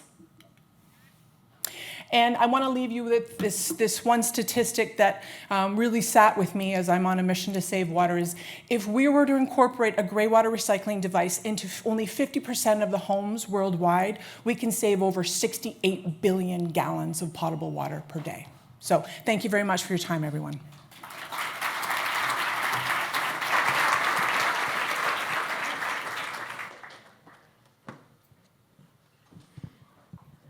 Okay, I'm not going to need to do the Stairmaster today. Now we have Jessica Brusso. She is the Green Infrastructure Specialist with Ferguson Waterworks. She attained her master's in biology. Prior to becoming a member of Ferguson Waterworks, she taught college biology, anatomy, physiology, environmental science, and she was also the stormwater utility manager for the city of Cocoa Beach. So she's going to be speaking about leveraging green and gray stormwater infrastructure to increase resilience. And Jessica.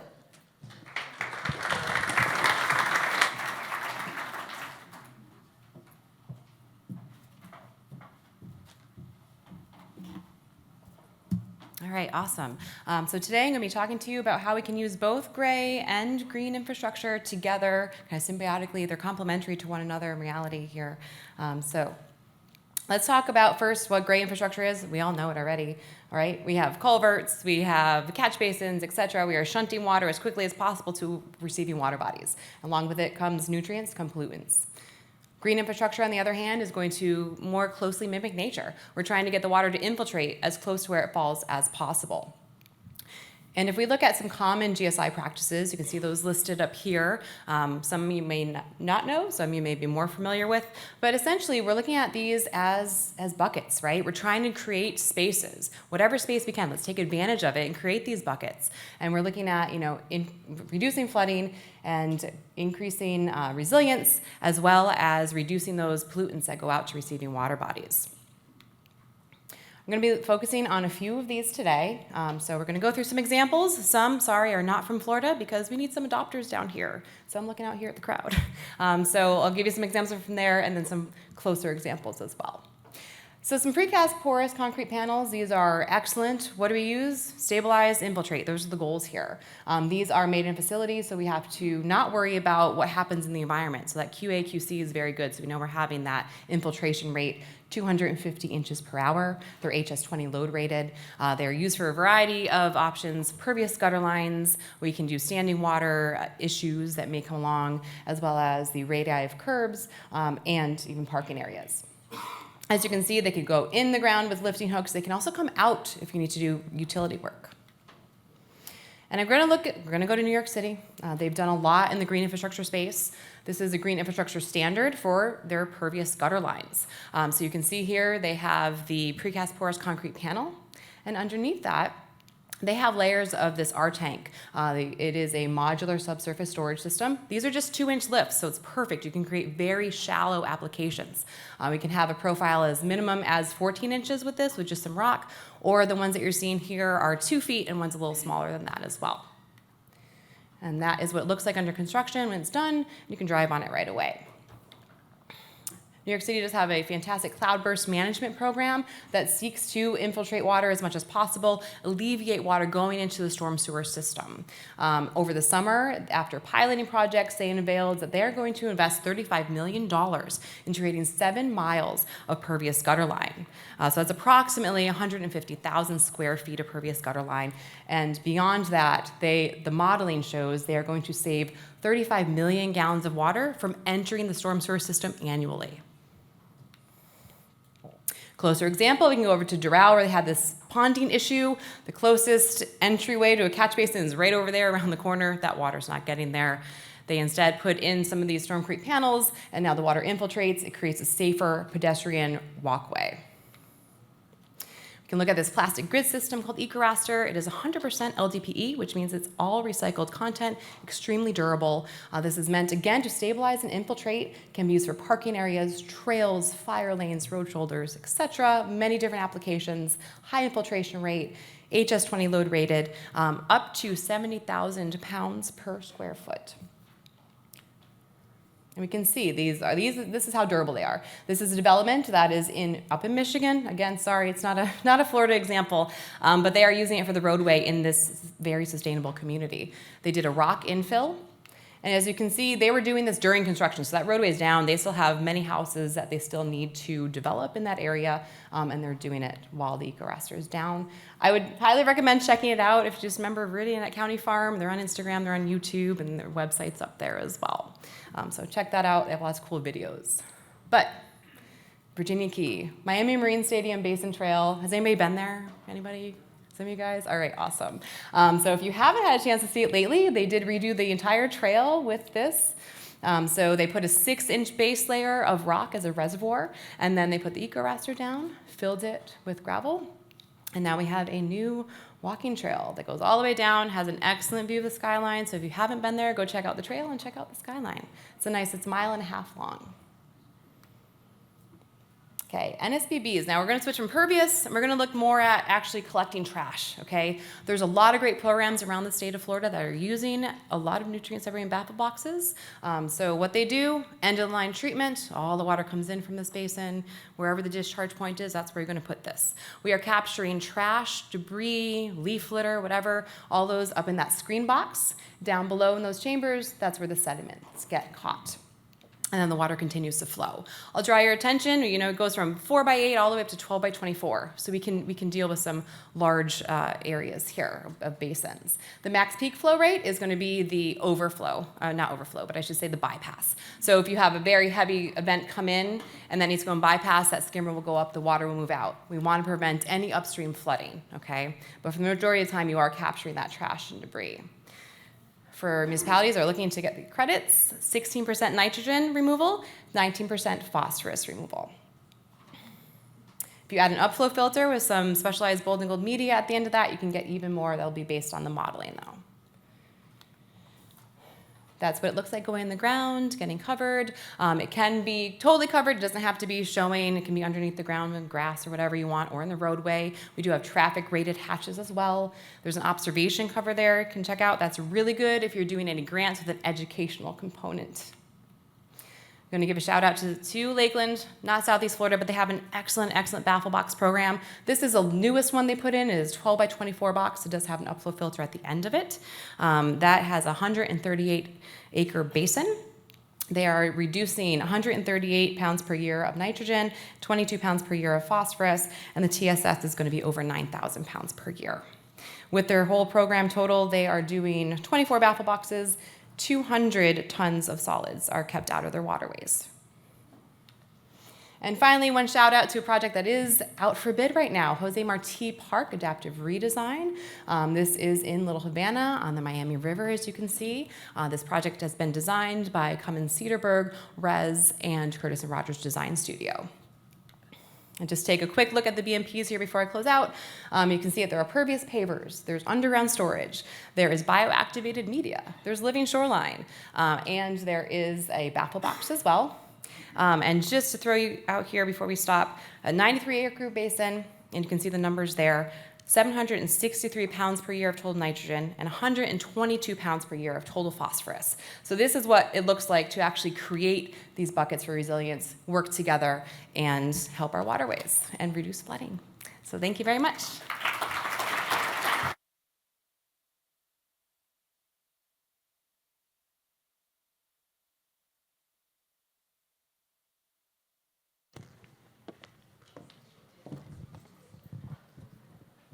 Okay, next presentation. Well, the buck stops here because Leah Wiggs with Renew Financial is going to speak to us about smart finance for a resilient future. Leah, take it away.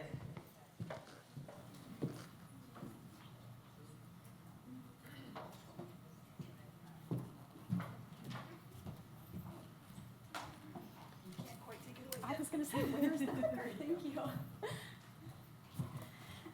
Thanks so much. I'm honored to be here today. Good afternoon. My name is Leah Wiggs. I'm with Renew Financial, the founding PACE company. And you can scan this QR code here and connect with me if you'd like. I'm honored to be with you in such a gorgeous place. We're all here because we're committed to making our communities more resilient. But let's talk about the cost of disasters. Environmental-related disasters have cost Americans over $1 trillion since 1980. In Florida, that's $1 billion in 2024 alone to date. The total cost of extreme weather events could reach $4 trillion by 2050. I just want to take a moment. This may be a silly exercise considering what we're here for and where we are, but please stand up if you or someone you know has been impacted by a hurricane or environmental related disaster. Again, silly exercise, but let's get moving. Great. Great. Well, I didn't see all of you stand up. I'm a bit surprised. Yeah, exactly. In 2020, the Florida Office of Insurance Regulation approved over 50 rate increases for greater than 10%. For example, one was just 29% increase to insurance premiums. That's gigantic. Resilient homes should be for everyone. Everyone deserves equitable access to resiliency and resilient homes. However, home resiliency measures can be pricey and require significant upfront investment. This can be particularly challenging for property owners with little savings or limited access to credit. If a property owner can't obtain affordable financing, they're also missing out on those insurance benefits and the lower insurance premiums. To date, residential PACE programs in Florida industry-wide have saved over 3.2 billion kilowatt hours of energy for a total utility bill savings of more than $334 million. PACE has created a $6.5 billion economic output in Florida and avoided nearly $3 billion in disaster losses for the state of Florida. PACE not only benefits property owners, it also benefits communities. PACE could save Americans billions in avoided disaster recovery costs. Over the lifetime of the installed resiliency measure, it's estimated that PACE investments made to date will offer $4.43 billion in avoided disaster recovery costs in relation to residential PACE programs. If PACE was used on just 15% of homes nationwide, the avoided disaster recovery costs could reach $223 billion. These costs are borne in large part by FEMA today. According to a recent Yale study, local government backing of PACE loans through the property tax base helps solve the market failure of underinvestment in climate-related home energy resilient projects. We've talked a lot about the benefits of PACE financing, but what is it exactly? At its core, PACE is a bipartisan state and local government initiative embraced by more than 30 red and blue states across the country. PACE is popular and successful because it enables local governments to attract private capital for hard-to-achieve policy goals like reduced energy use, building resiliency, reduced greenhouse gas emissions, septic to sewer conversions, flood mitigation, and local job creation. PACE is innovative, but special assessments are hardly new. Who's available? Who can access PACE financing? PACE is only available for public purpose projects authorized by state law. For example, this is in relation to resiliency. Florida has authorized wind-resistant projects, septic to sewer, flood mitigation, and energy-efficient projects. A property owner must meet certain eligibility criteria requirements, including those listed here. And as mentioned before, what makes PACE uniquely appealing is that the financing is based primarily on the property's value and the equity that the homeowner has, not necessarily the applicant's credit score. Expanding access to credit is at the core of PACE. Resiliency measures can be expensive, so homeowners need to finance those types of improvements over time. Offering homeowners a variety of financing options ensures that they can do what's right for them.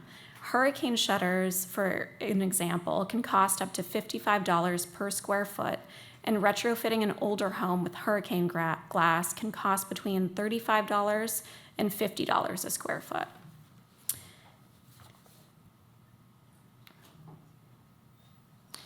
This is just a quick financing comparison of PACE financing compared to other types of financing.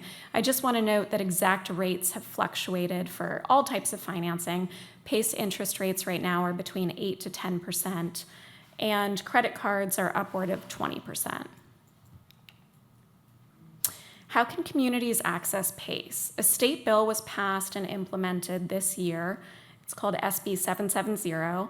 Strengthened home rule and concluded that Florida local governments have to allow PACE providers to operate within their jurisdictions. This is a process that we call opting into the PACE program. This is just a view of some of the PACE Florida districts and the various providers under those districts that communities can allow their customers or their constituents to access. Recently, the Florida Hispanic Chamber of Commerce president, Julio Fuentes, said in the Miami Herald, the takeaway from PACE is that sustainability and resiliency go a long way when it comes to strengthening our homes and protecting our communities.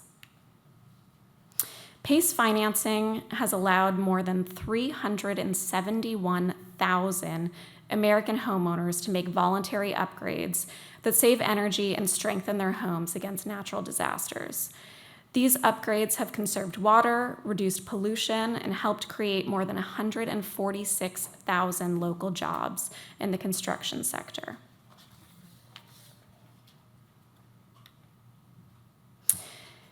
Accessing PACE, there's a little overview here.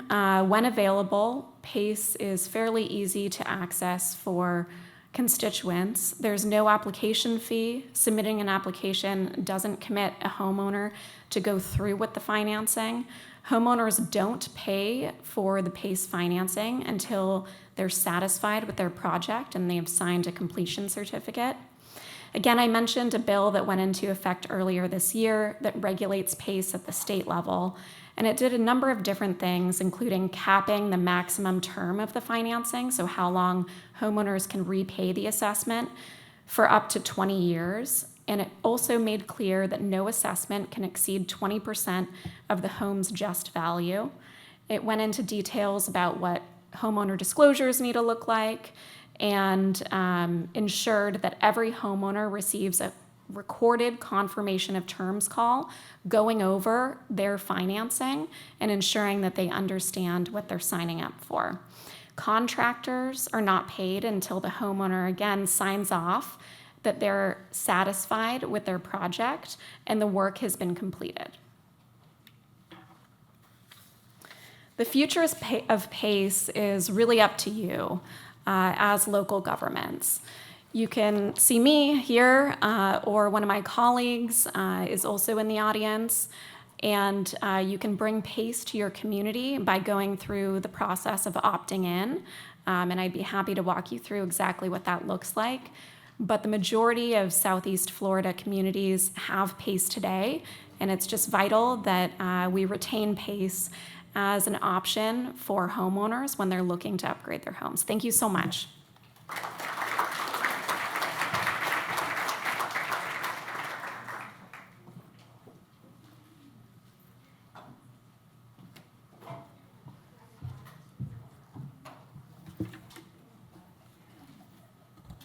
Okay, so next up we have Chris Schilling, he's a director with Forerunner. Is Chris here?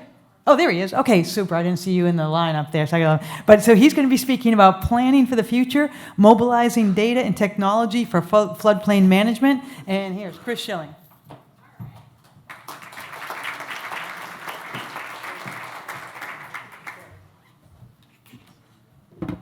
Hi, everybody. Good afternoon. So my name is Chris Schilling, Director of Product at Forerunner. We're a resilience platform. We help communities manage hazard mitigation workflows like floodplain management, and that's what I'm going to be speaking about today. Just a very brief introduction, and I think for a lot of folks in this room, this will not be super surprising news, but floods are some of the most frequent and costly natural disasters. These events are becoming more frequent, more costly, and so the corresponding floodplain management workflows that are necessary are also becoming more important. Now, it's also increasingly difficult for teams and communities to link their high-level planning, which is becoming a regular practice for lots of folks, to on-the-ground action. So what residents need to be doing, what teams who are going out in the field need to be doing, and that's because of a lot of different factors, one of which is that the NFIP and CRS regulations are fairly complex, hard for folks who are maybe not in the day-to-day of floodplain management to understand. And manual workflows often slow things down. They can be error-prone.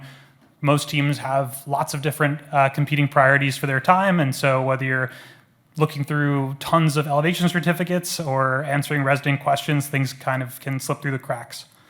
Now, data tracking analysis can also be difficult, especially when working across teams and departments. Maybe not someone who's sitting directly next to you that you need to collaborate with. And when you're doing so through paper and phone calls and all those things, things get pretty challenging pretty quickly. And then what's not maybe as frequently talked about is just the expectations that residents in any given community are going to have about the types of tooling that they need to interact with, the types of data that they have access to, and those expectations are increasing as well. And so all this together leads to a lot of teams that are strapped for time, constrained for resources, and ultimately trying to figure out ways to do more with less. And that's what Forerunner was built to help teams do. So Forerunner helps empower government agencies to do more with their time. It is a software platform that combines geospatial data alongside workflow automation, document processing, and a public-facing website to help communicate information to members of a given community. We work with a bunch of different communities, a little over 100 at the moment, who are some of the most at-risk communities when it comes to flooding in the US.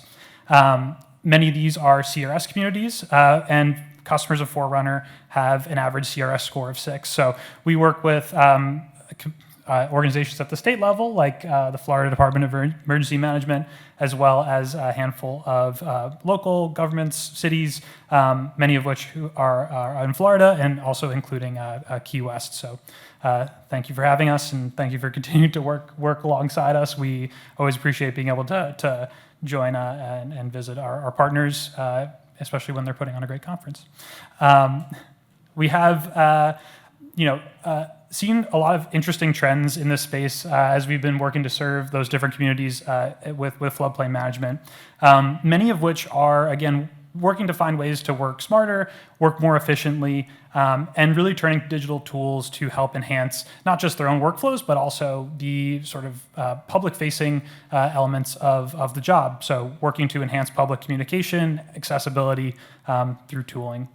Many of which are also adopting stricter and more creative regulations, and that also implies that there's an increased burden to make sure the public has what they need to sort of make decisions. Now, a recent case study for us to take a look at here is Clearwater, Florida. Clearwater's floodplain management programs very much focus on resident benefits. And in Clearwater's case, really a lot of their community benefits are focused around sort of the center of what Clearwater's been focused on, which are the beach and entertainment focal points for their development. Now, the CRS program and its discount really provide that leverage for the floodplain management teams and folks in Clearwater to go out and make sure that those resident benefits are sort of being represented clearly and understanding sort of the tie-ins to all the resilience work that they're doing. Now, Clearwater was very focused as well on a few key floodplain management objectives. One was maintaining CRS participation. Another here is future-proofing their construction and development and protecting necessary natural buffers and shoreline. In doing so, they adopted some key regulatory tools to ensure their residents are being kept safe. They adopted a new floodplain management ordinance in 2018, which included an additional 2 feet of freeboard, more stringent enclosure requirements, coastal A zone, and critical facilities above a 500-year floodplain, as well as new manufactured home restrictions and a coastal vulnerability assessment. So lots of work that went into making that a reality. And then last but not least, Clearwater uses Forerunner to ensure that everyone has access to key info. So with all of those different initiatives kind of in the mix here, one of the things that Clearwater was able to do successfully was ensure that their residents, their teams had access to this information, had access to floodplain management tooling and workflows to support those efforts, and again, to do more with less. That's all. Thank you.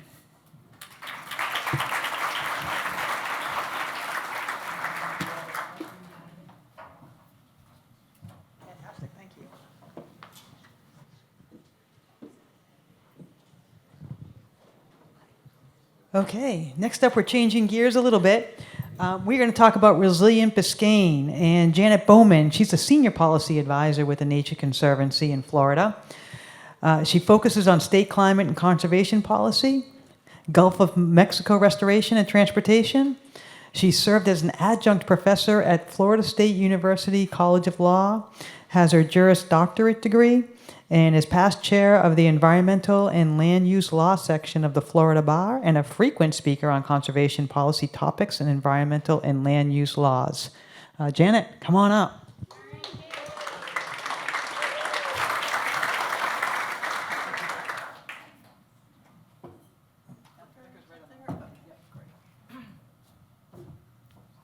Good afternoon. It's great to see everyone, and I really appreciate the invitation to be here. So I'm going to get a little out of my comfort zone. My background is in policy, and I'm going to talk about data.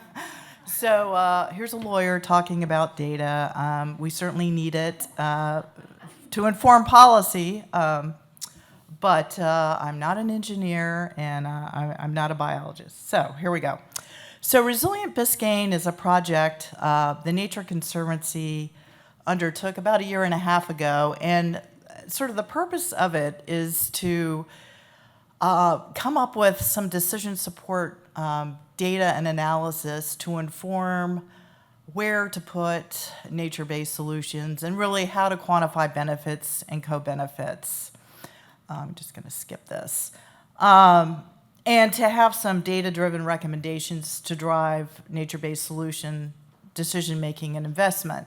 And this is particularly important given the funding that is now available to bring towards nature-based solutions, both Resilient Florida and certainly some of the NOAA coastal resilience grants, et cetera. There's a lot of money out there for coastal resilience projects, and there's a lot of interest. But the question is how to make it, where to put it, how to quantify it, how to make it effective. So we hired Natrix, which is a consulting group out of North Carolina, to put together some coastal topologies to categorize the physical characteristics, trends, and risks associated with nature-based solutions, and to prioritize nature-based solution opportunities. So the sort of initial core components of their assessment was to look at wind, water level, LIDAR, environmental justice, critical habitat, where is submerged aquatic vegetation, where is it not, land use and land cover.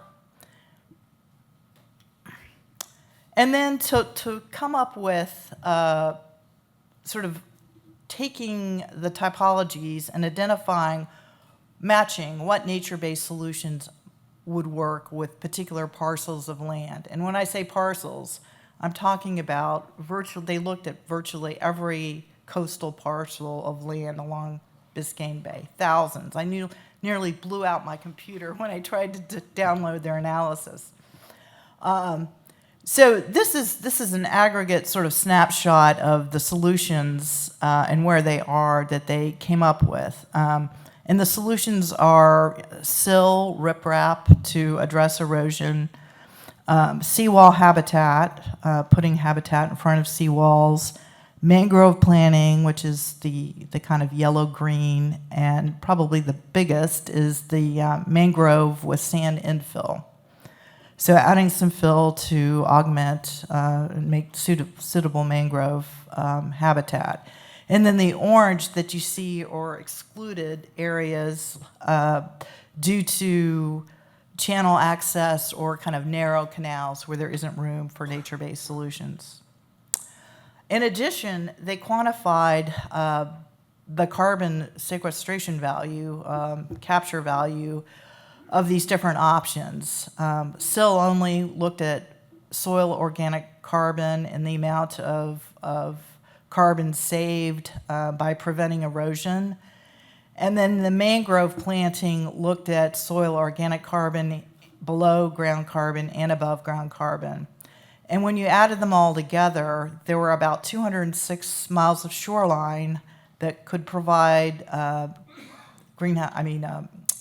climate carbon sequestration benefit, and amounting to 32,039 tons of carbon.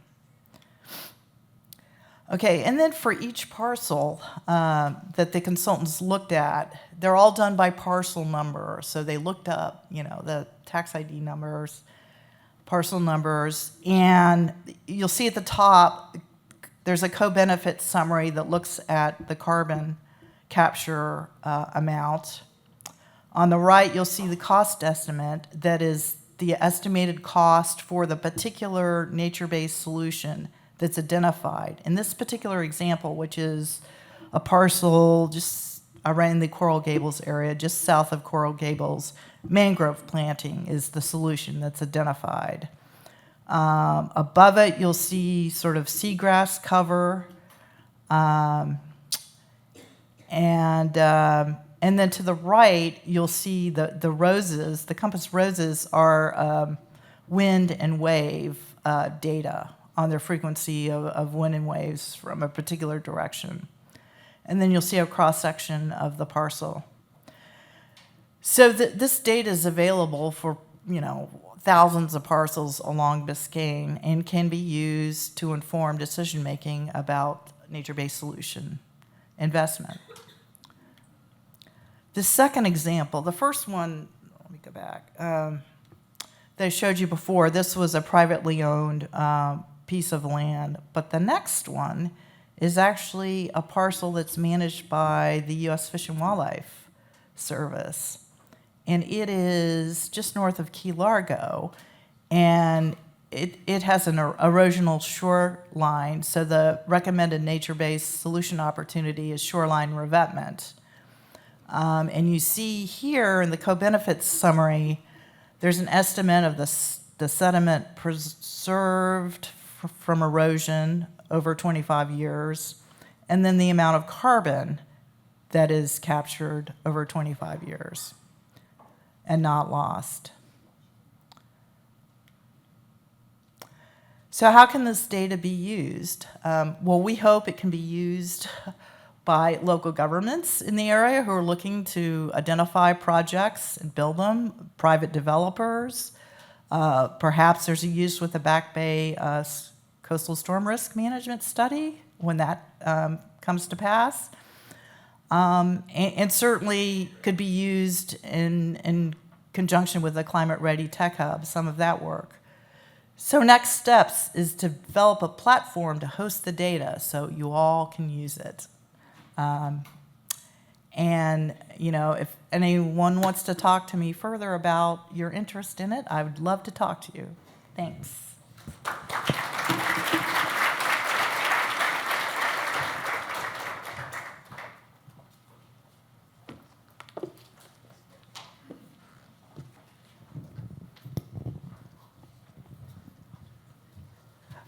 Okay, our next speaker is Leonard Barrera Allen. He's a senior engineer with Cummins Cedarburg. He's a coastal and marine engineer. His expertise lies in the innovative use of nature-based solutions, such as oyster reefs and mangrove installations, to create resilient shorelines that support both ecological restoration and community resilience. He's also the engineer of record for the City of Miami Beach's 3 active living shoreline projects. And he's going to be speaking to us today about the citywide living shoreline viability assessment and implementation projects. And welcome.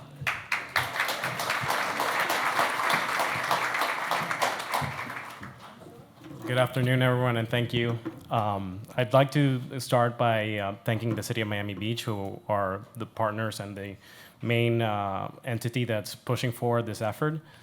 The goals that I want to share with you in terms of this presentation and what we took upon us was to assess the city-owned shorelines, to take a look at which of the shorelines are actually viable for living shoreline implementation, review what the grant funding opportunities were, and then implement and execute these projects.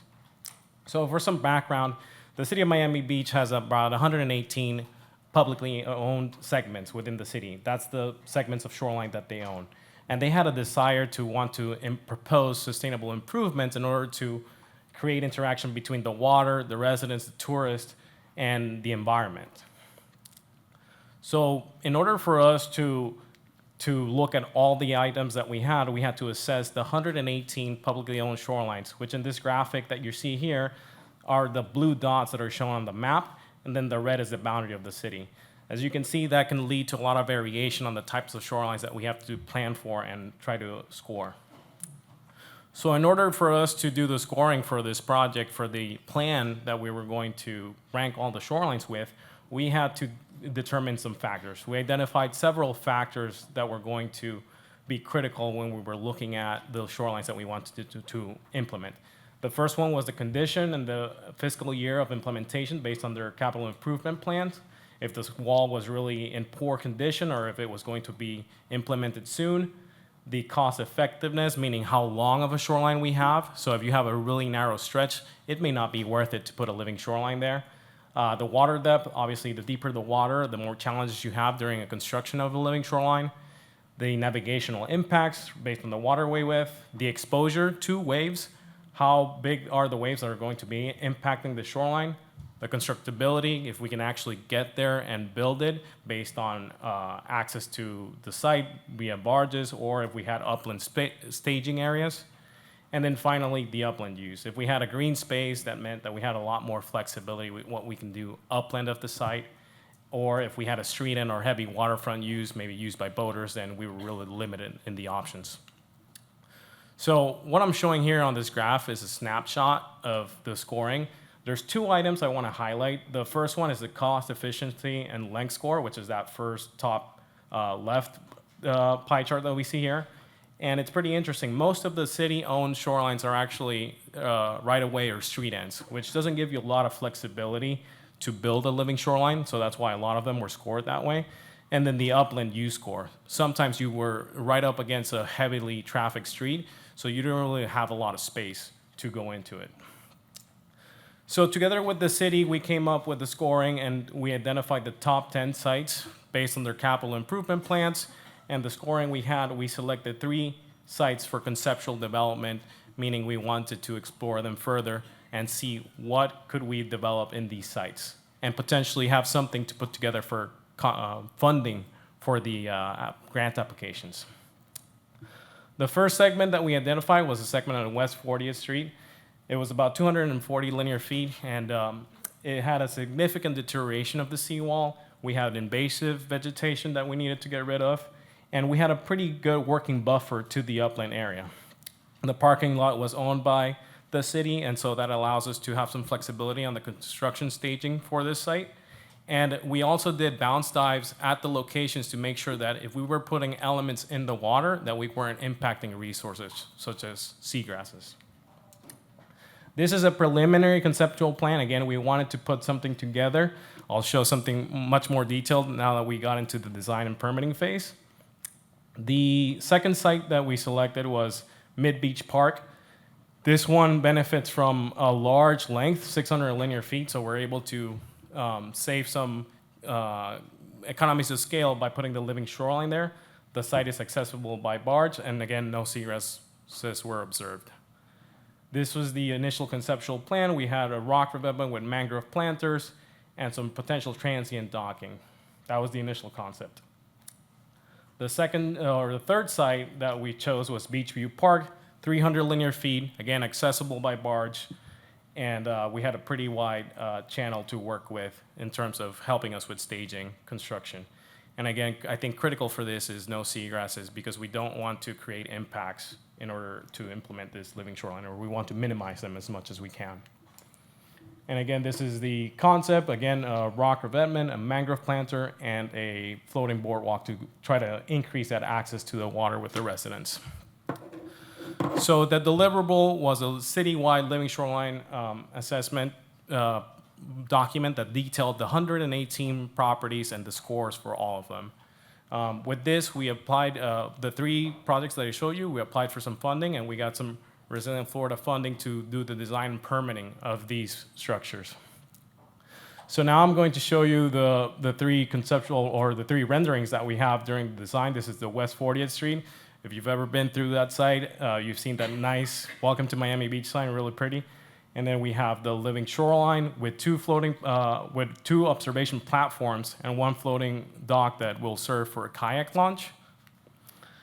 The next site is Mid-Beach Park. In this part, we're making essentially a linear boardwalk that crosses through the entire living shoreline and offers spots for residents to look at the water, be part of the water, be close to it, along with some mangrove planters and some upland vegetation. And finally, Beachview Park is our third site. And again, similar concept on a smaller scale with a mangrove planters, a rock revetment, and a linear boardwalk going through the site.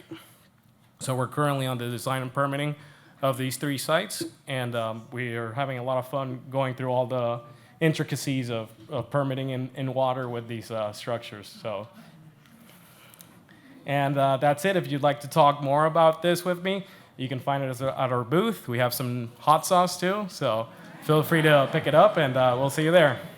Thank you.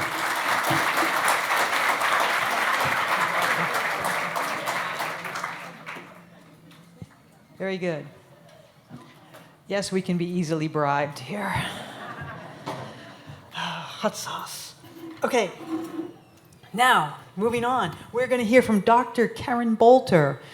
She is with EXP USA. She's their Senior Coastal Resiliency Manager. She has 20 years experience leading climate initiatives. In her work co-leading the Miami-Dade County Sea Level Rise strategy is serving as a tool for communicating climate risks and leveraging funding for resilience opportunities. And tonight she's going to enlighten us on the Broward County electric vehicle charging infrastructure strategy. Welcome.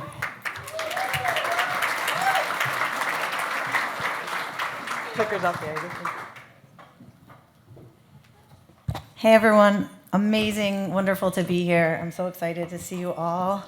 I'm just wondering, how many of you drive an electric vehicle? Wow, and did you drive it here? Yeah, and was it okay with charging on the way? No, you had issues? Yeah, so we will get into that. Wait, where's the, oh, this is the clicker? Okay, can I go back? Hold on. Yeah, so by the way, so I live in Portland, Oregon, but almost my entire life and career, I was in Coral Springs, Florida, so I'm a longtime Broward County resident. I've also mostly been in resilience, so to be getting into sustainability is really exciting, and I like how we're breaking down all the silos because they really are interwoven in so many ways that we shouldn't be separating them.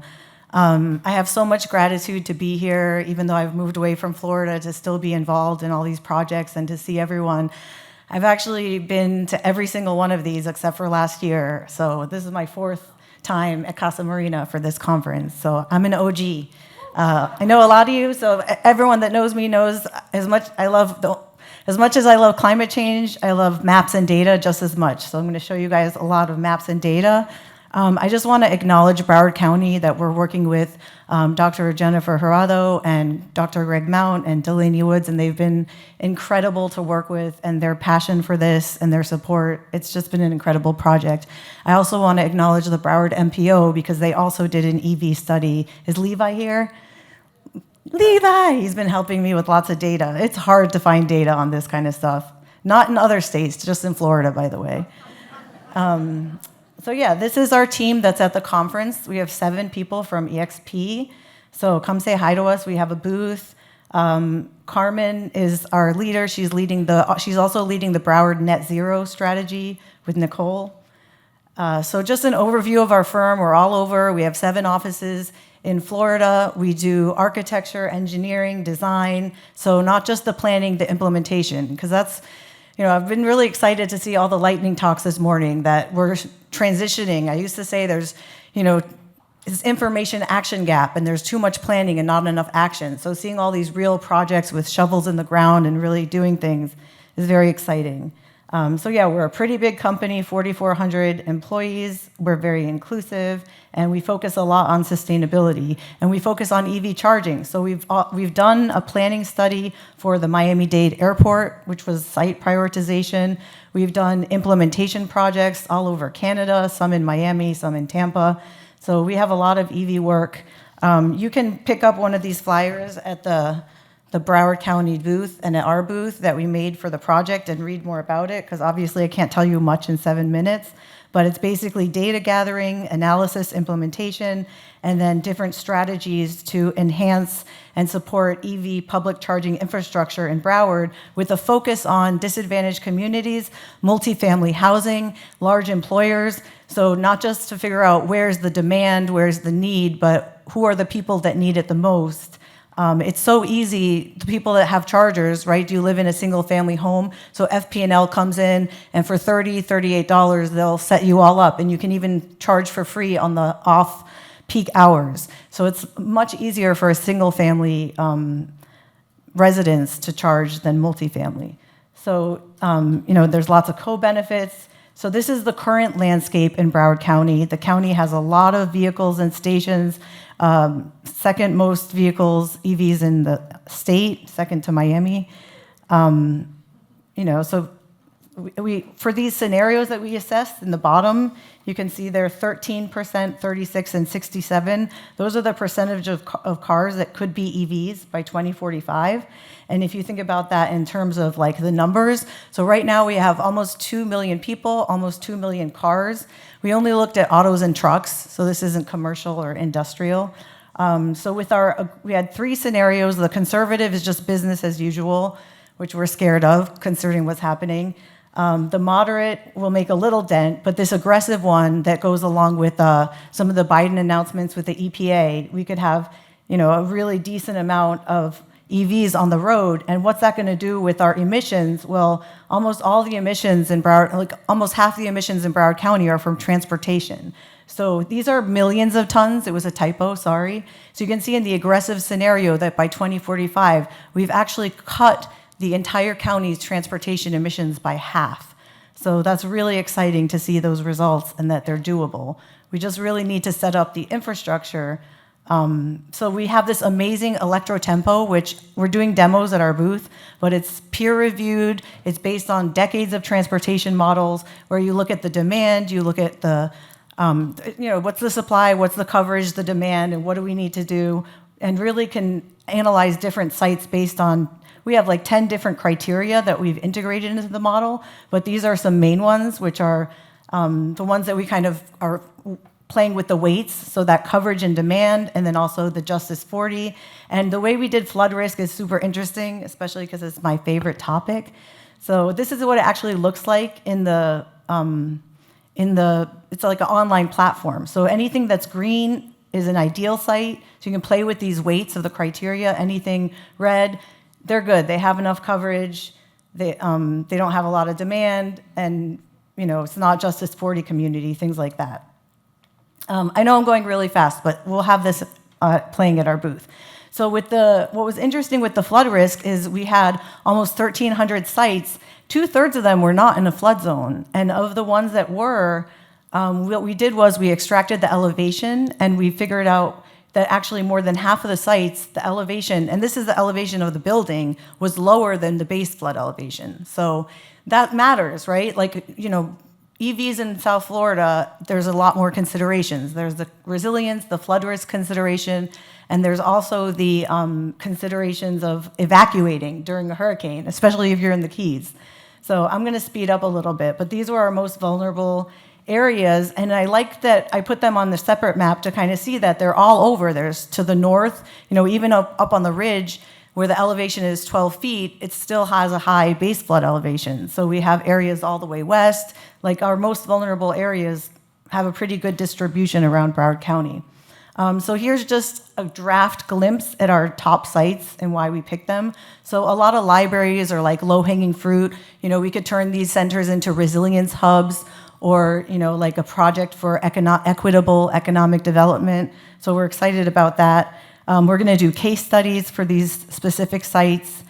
We're putting together outreach and toolkits, flyers. There's applications for fundings and rebate information. We even thought about having a mascot. You know how Broward County has that manatee, and Fort Lauderdale has a toilet that goes around at different events. So I found one mascot, it's like a bee. So how can we have a mascot? I'm almost done.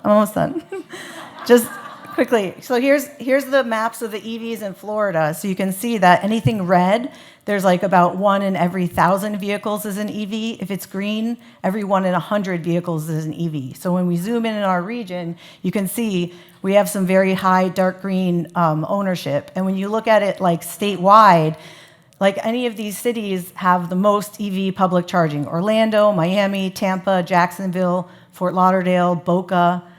And then when you overlay with the Justice 40, you see that there is no overlap. Most Justice 40 areas do not have many EV charging. And if you look at the 4 counties, with Miami-Dade, more than half of the tracts are disadvantaged. So here's just the maps with the zooming into Palm Beach County, Broward County, the socioeconomic indicators that we looked at. I really think it's crazy looking at these 2 maps together, the non-white and people renting, that they're almost identical. And then it's not and it overlaps with the disadvantaged, and then when you look at where each of the 31 municipalities and how many charging stations they have. So here's Miami. This is my last slide. I just want to point out that there's 50 miles between Marathon and Key Largo that don't have a fast charger. So that's where you had your issue? Yes.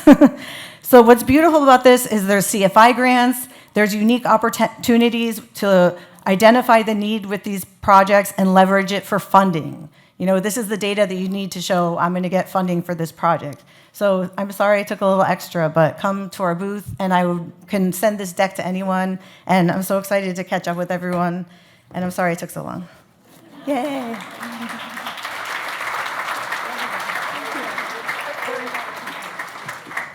Okay, so I think EXP is buying the first drink at the welcome ceremony.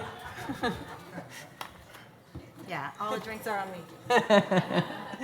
Okay, so now we're going to change gears and go to Ramon Costella. He's vice president with Stantec Consulting. He's responsible for growing their coastal resilience practice across the state of Florida and the Caribbean and helping local communities take on the challenges we face today.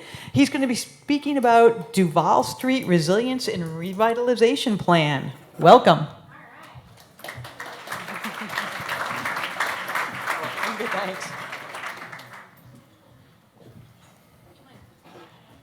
Good afternoon, everybody. Thank you for having me. So this is a project that the City of Key West has been thinking about and trying to get actually moving for many years now.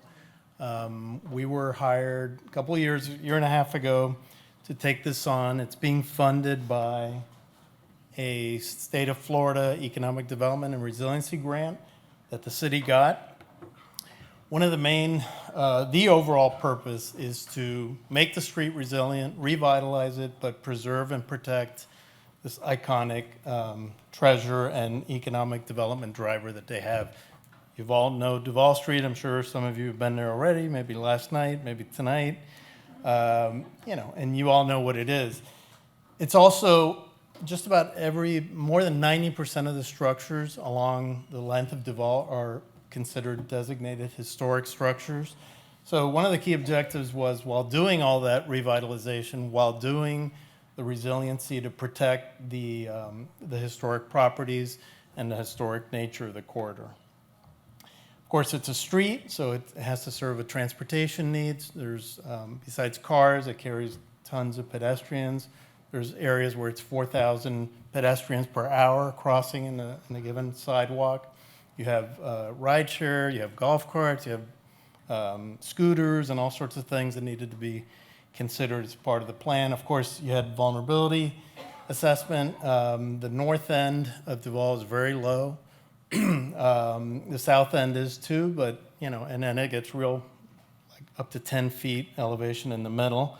But the low ends something had to be done about them, as far as, you know, bringing them up out of the water and protecting against keen tides. One of the options that we considered and decided not to move forward with in consultation with the city was raising the roads up. This would affect every single historic property there. Most of them are flush with the existing sidewalk. So, and there's a very narrow corridor, only about 50 feet. You couldn't really incorporate a lot of ramps and stairs and railings and stuff like that without wiping out a chunk of that. So we did not move forward with that. We quickly settled on a curbless section on the north end and on the south end for a couple of reasons. One of them, we can move the road up slightly, and we would reconstruct the road with a base that's much more resilient to, you know, fluctuating groundwater levels. We were able to put in a drainage system there, and it also created an area where it's more pedestrian friendly. It can be converted to almost like a plaza, a much more pedestrian type environment. And those are the areas that also correspond with the heaviest pedestrian activity. So as I said, the curbless section is what we're proposing in the north end, the south end, and pretty much leaving the rest kind of the way it is. We're refreshing it with new curbs, very slight changes in alignment to create clear up the sidewalks a little bit and organize things better. We did full modeling of the drainage system in there. We also we're proposing a pump system, stormwater to keep out the king tides on the north end, and we're raising up the south end slightly to protect against, and doing a living shoreline there to protect against wind-driven waves and sand and so forth. For water quality, we're incorporating green infrastructure along the whole length of the project. Part of it is trees for shade, but there's a lot of underground systems that go along with that to provide the water quality. If you look at this image, every single little building you see there that's in a color, those are actually designated historic buildings. So you can see the nature of the challenge that we were dealing with. We broke up Duval into 4 character areas, what we call character areas, just because of its use and how it's laid out and how it interacts with the built environment. And then we came up with a series of concept designs. This is the character area number 1, which is at the north end. This is by Sloppy Joe's Bar. This is what exists there today. And our proposed section is, in this area, is it's a curbless environment, organizing the sidewalks a lot better to allow better pedestrian activity, while at the same time creating better conditions for all the other uses that the street has besides cars. We didn't get too far into the materiality of it, because sometimes that becomes a whole other battle. And we're leaving that towards final design. We're providing some guidance along the way. We're now going to be moving this coming year into a pilot segment that they're going to build, which will kind of set the stage for the rest of it.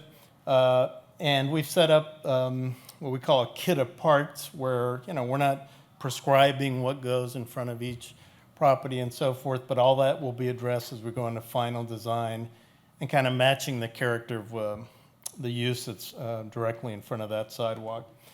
We also, not dealing with the buildings themselves, the historic buildings. These are private properties for the most part.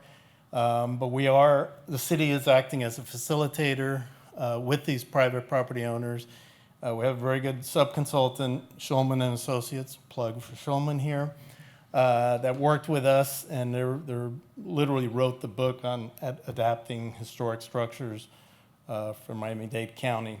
And we're setting standards for all that, and the city is going to be working with these property owners to have them complete that. So in general, a recap of the project. It's a more advanced stormwater approaches, of course, built-in resiliency, rebalancing the needs of transportation and mobility, enhancing the streetscape, and especially for the street's most active users, and providing guidance to the property owners to adapt their properties along with this project, and give this great iconic street another 50 years moving forward.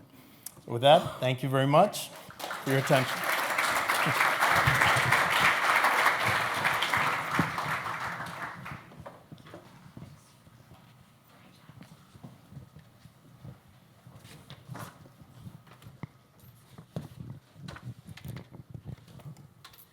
Okay, next up, we have 2 speakers to introduce. Justin Friedman, General Manager with Res Florida. Res Florida Consulting, LLC. Justin oversees a multidisciplinary team as they work to support Res's mission in restoring a resilient Earth for a modern world. And we have Dr. Nadia Locke. She's the Florida Advisory Service Manager for Res Florida Consulting. And her expertise spans many areas, including NEPA studies, environmental audits, site assessments, remediation, and more. And are they in the house? Oh, on the left. I didn't even know I had a left side. Hi, people over there. Well, hello. Oh, where's the clicker?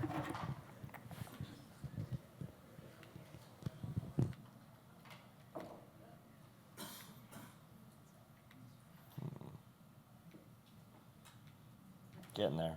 While I do this, I do want to clarify Nadia is an engineer, not a PhD.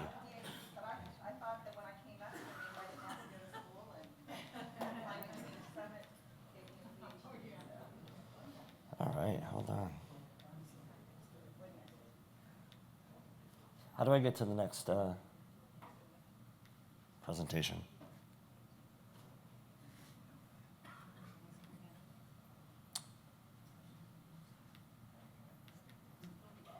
Hey guys, how do I get to the next presentation? Hello.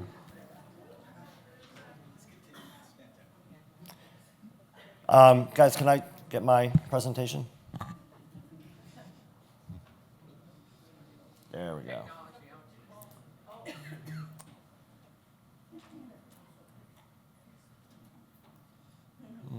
Well, in the meantime, who's volunteering to go to Duval Street and do some field assessment work? I think we can all just go and have a little fun tonight down in Duval Street. Okay. Oh, excellent. Yes. So we also have the trolley ride. I know a lot of people were disappointed when they didn't get on the first trolley, but now we have a second trolley. So hit the WOVA app, and that is sponsored by Aaron Deedy. So if you want the trolley ride, and it's really, this time of year is fantastic because Key West does it up for Christmas, so you're going to see all the Christmas lights. It's going to be fabulous. And there we go. All right, thank you for the stalling. That was well done. At RES, a lot of the work we do with our community partners is related to resiliency. And we work with communities across Florida and across the United States. Some of those communities are rural, heartland type communities. I'm going to show you this project right here. It's in Polk County. This is our Wilson Ranch project. So the shape you see kind of on the upper right, the purple, that's floodwaters from the recent hurricane season up in Polk County. The land just to the south of that is a ranch that we recently purchased. The purpose of this project is to restore the floodplain of the Peace Creek as it flows into the headwaters of the Peace River. You can kind of see that berm separating the water from the land. The ultimate goal of this project, once it's complete, will be to reshape that creek into its natural form and restore the floodplains so that we're adding resiliency and water quality benefits downstream. But in the compact counties here in Southeast Florida, a lot of the work that we do related to resiliency is through the practice of urban forestry. So who here likes trees? All right, so trees are a utility. They're an asset that we all share. So communities have the responsibility to manage their trees, and that's urban forestry. For many years, I was on the board of directors of the Florida Urban Forestry Council, and one of our missions there was to support community and urban forestry. We did that through SOAP. That's an acronym that stands for Staff, Ordinance, Advocacy, and Plan. So we would help communities add capacity by making sure that, hopefully they have a dedicated urban forestry staff. They have an ordinance that protects trees. Not every community does. I know most of the compact counties and municipalities do, but not everyone does. The ordinance manages, it regulates tree removals and tree protection, helping communities work with community advocates for trees, and coming up with an urban forestry management plan. That's a critical element. So we would work with communities to kind of work on those 4 elements. So what are the tools used to manage an urban forest? Tree inventories are kind of a basic tool. With a tree inventory, you would go through and really inventory the trees on public spaces, along roadways and parks, and on municipal properties. You'll get a location, the size, the species, and other attributes about that tree to help you manage that tree. Canopy studies are done from above, and they help you understand the extent of your urban forest canopy. Those are important so you can really quantify the services that trees provide, whether it's stormwater management, carbon sequestration, heat reductions, things like that. And you can also use that information to set goals for canopy improvements. And then finally, urban forestry master plans or management plans are used to guide short-term and long-term decision-making. They can help you plan and budget for maintenance. And it really outlines the steps needed to achieve the goals that you're trying to set with your urban forest. I'm going to show you a couple projects that we've done throughout the compact area. This is a project in Lake Worth. They wanted us to conduct a tree inventory along their roadways and in public spaces.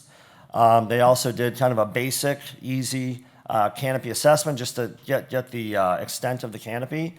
And we gave them a plan. And part of that plan, what they really wanted to understand was where trees were vulnerable to flooding. So we identified trees in the flood-prone areas that are not that do not tolerate flooding. And we came up with a plan to replace those over time with trees that might do better in those areas as flooding increases. This is a project that's underway in the city of Miami. We're doing this with Curtis and Rogers Design Studio. This is a streetscape for the southeast portion of the city. We did the tree inventory and are helping with the management plan. Really what they want to do here is understand what trees are there and help come up with a plan to improve the urban forest canopy in alignment with the natural hydrology of the area. So we're trying to read the landscape and come up with a plan that allows them to work with what's there. So, trees do help manage stormwater in a variety of ways. They intercept rain as it falls. They take up groundwater, and through transpiration, release it into the atmosphere. We did a project a few years back with Key West. We did the tree inventory for park spaces. And with Key West, they wanted to understand, obviously, where all their trees are to help them plan maintenance, but really to understand where the larger trees were to help preserve those. Larger trees provide substantially more benefit than smaller trees. So preserving the large trees goes a long way towards resiliency goals. We did a project in Marathon as well. We identified the location of existing trees, but also identified areas where we could do some plantings to support coastal resiliency along their shorelines. Some of the data that we collect when we're doing our tree inventories, and we look at the species across the entire community. So you can see this community has a lot of palms and a lot of invasive species. So with a community like this, we want to come up with a plan to slowly replace them over time. You can't just knock them all down and replant new trees. Some of these are mature trees. You want to have a plan to do it over some number of years so it fits within the budget. For some communities, we do just a very basic cover class analysis. So for this community, obviously there's a lot of impervious surface. If they want to come up with a realistic canopy target goal, you really have to look at what plantable space there is and work with that. And you can't even use all of the plantable space because that might be right-of-ways for utilities and things like that. So you really have to do some level of analysis to come up with a reasonable goal. We're currently working with the city of Fort Lauderdale on an urban forestry master plan. We're using LiDAR to identify areas of flooding, again, to make sure we're recommending trees and tree plantings that make sense for the topography. It's really important to add some level of equity in these discussions. We've done inventories all over the state, and we've identified, and this is not just us, that areas, lower income areas tend to have fewer trees for a variety of reasons. The trees tend to be less well maintained. So that's something that we've typically added to some of our analyses. I think Kent Edwards gave a really good presentation about the city of Delray and what they're doing. We worked with them a few years ago to come up with a plan. They were really interested in looking at different segments of the city based on tree canopy cover and some demographic information. So we would look at each different section individually, identify the cover classes, kind of tie that to some of that demographic information, and give a recommendation. And it sounds like that's what they're doing. They're working on a tree giveaway program focused on those areas with lesser canopy. So after you gather all your data, coming up with a plan to actively manage the urban forest is critical. Here are some of the guiding principles that we look at. You really want to maintain what you have, existing trees, mature trees, provide a lot better resiliency services than new trees. You want to come up with a plan so that you're proactive and not reactive. You know where trees are. If you're doing a project in the city, you know what trees you're going to have to work with to remove, where you're going to replace them and all that. If you want to come up with a plan to add canopy to your city, it's important to analyze and come up with a plan. You can't just throw out a number and expect that to work. You really have to understand what you have. Part of the plan is to really understand what different departments within a city are doing. So you have to work across departments, gather information. Typically, we would look at the regulations within that city and make sure they fit the goals that the city has put forward and some other aspects of the plan. So with City of Fort Lauderdale, like I said, we're working with, they just passed a really nice new tree protection ordinance. It provides incentives for tree protection. And our plan that we're working on with them is going to tie into that and further that mission. Let's see, what else? Some of the other goals might be to maximize tree benefits across public and private lands. Management plan will look at all of those trees. You want to engage public and private stakeholders. So like I said, you want to meet with the different departments within the city that might impact the trees, but also with the community itself. The project that we're doing with Fort Lauderdale includes a survey that we're sending out to a lot of members of the community. We'd like to understand what their thoughts are about the urban forest. Let's see. We definitely want to promote tree advocacy. It's important to engage the community. Trees that are not wanted within a community tend not to do as well. With the city of Fort Lauderdale, they had a wonderful urban forester years back, Gene Dempsey, and one of his goals was to identify the sections of the city that might want different types of trees. Some communities wanted more fruit trees, like shade trees that are fruit trees, like mangoes and avocados.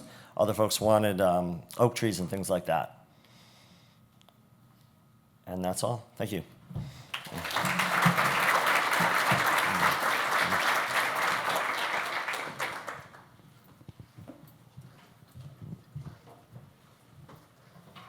Okay, next up, we have two more speakers.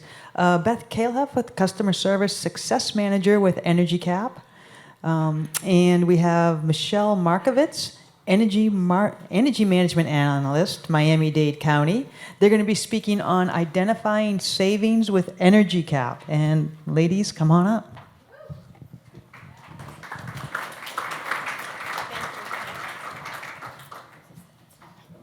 Hello, I am very excited to be here because I am from Pennsylvania, where it is cold and wet right now.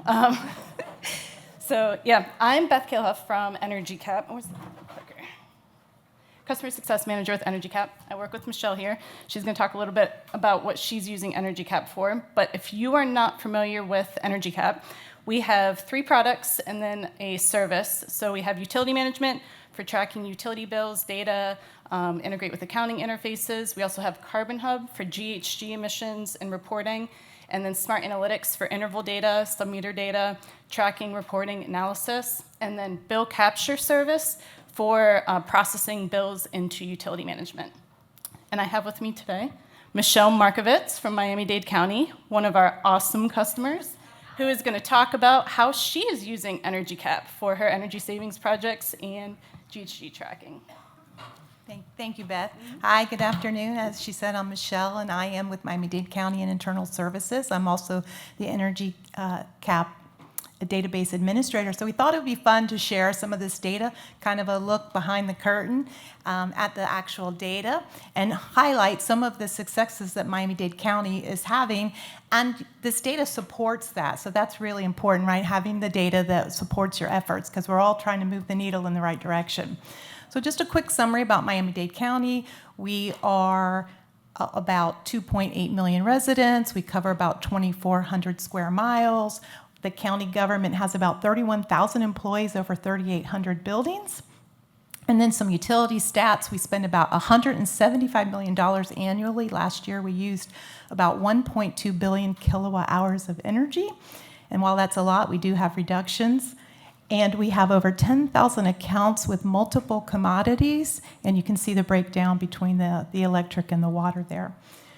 Since inception, we've actually had a 5.6% cost savings, which is about $9.4 million, and that's baseline adjusted to current conditions. So we're able to adjust for the baseline, and that's about 81 million kWh savings, about 62,000 tons of CO2e. And in the last couple years, we've had some big strides where we've reduced over 20,000 tons of CO2e. And we have about 20 departments and 200 users using Energy Cap. So, you know, it's big.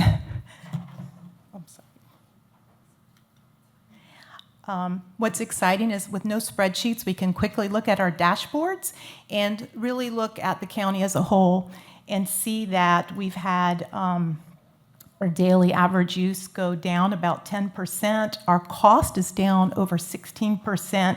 And that map just kind of shows you the scale of the county and our buildings spread throughout the county. I was going to highlight a couple projects. So we look at the county as a whole, and then there's the departments. We're able to drill down and show you the widgets of some of the departments leading the way, and some of them are at 16 and 15%. So we're quickly able to look at the efforts of the county departments, and then you say, well, that's great, but can you drill down to a project? And so a couple projects we thought we'd show you real quick is a street lighting project where we're converting over 27,000 street lights from HPS to LED. And in one project, one account has 796 lights. We've already converted this year with the first transition with 106 lights, and it shows a significant savings. So the project is over 15 years, $48 million. That includes operation and maintenance. So this is a large project. It's going to take us quite a while to get them all swapped out and then maintain them. And you can see with one account, with one effort, we saved in the first bill over $2,200, 33,000 kilowatt hours. This one account will save over $16,000 and over 250,000 kWh when we swap out all the lights. And I want to just highlight that all the efforts matter. So while I was going to, I'm trying to show you the data for the large project, we also were going to highlight a small project we completed in February of 2021, swapping out LED lights in the Hialeah Courthouse. And it was only about $5,800, and we swapped out 199 lights. And with a quick report, we can see that we saved 3.3%. And what's exciting about this report, when you can see it, is that this is equivalent to 2 cars being taken off of the road for that year and planting 252 trees, seedlings growing for 10 years. So I just want you to know that when you're moving the needle on the small projects, they matter too. The data supports it, and that's what's exciting, is being able to use this data to support all our efforts to move the needle. There's some really good data in there. I think it's, for all you data nerds, it's fun to see behind the curtain and look at the actual data, because we look at these projects holistically and we know that it's working and we know that we're moving the needle. But when you have a program that helps you really nail down the specifics of that data, it's really exciting. And then you can share it with your people, your tribe. But I think it would be worth maybe looking at it later, looking at these widgets. It's quick. You don't need spreadsheets, so it's great for your average user. You don't have to be like me digging into the details. It gives it to you, so it's awesome. And I think we'll share that with you later, but we wanted to leave you with something that I thought was a nice quote from Vincent van Gogh. Great things are done in a series of small things grouped together. And I think all of us grouped together doing small things are going to lead to great things. So I'll leave you with that. Thank you.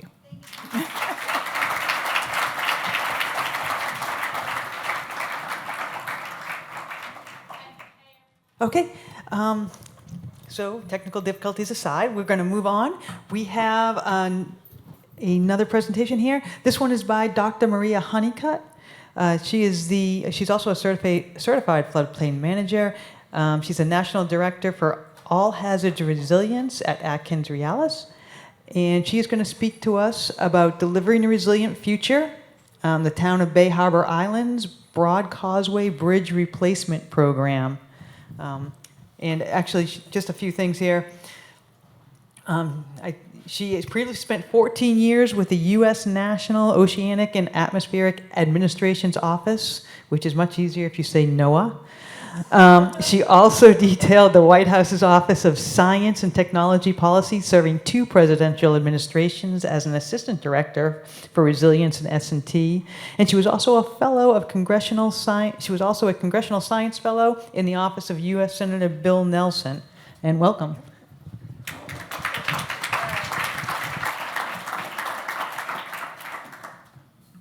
Not used to having the whole bio read. Okay, great, thank you. Hi there, good afternoon. I'm so happy to see so many people still here. Don't have PowerPoint poisoning. You may have heard I'm working with AtkinsRéalis, and for those of you, you might be thinking, is that a football club? Is that a pharmaceutical? What is it? What it is it is a result of a global conglomerate reorganizing and becoming AtkinsRéalis. You may have known us as Adkins, or for those of you who are really old school, we were PBS&J back in the day. We are the same, different name, but we're essentially the same company that has been working here in Florida for more than 60 years. And I have 4 of my colleagues sprinkled throughout the audience, and we're really excited to be here, nerd out about resilience. As our director for All Hazards Resilience, I'm responsible for trying to leverage across our organization, 39,000 strong on 6 continents, bringing either locally, regionally, or even globally those resources together to help clients advance in their resilience journey. And it really is that, it's a journey, it's not a one-off. And so we are there, we're trying to help meet clients and communities where they are, if they're trying to just even develop their understanding of climate and other stressors, nerd out. I know I'm around data nerds, you're my people. We also want to be there when we're trying to help turn that knowledge into a series of actions to avoid and adapt to shocks and stresses.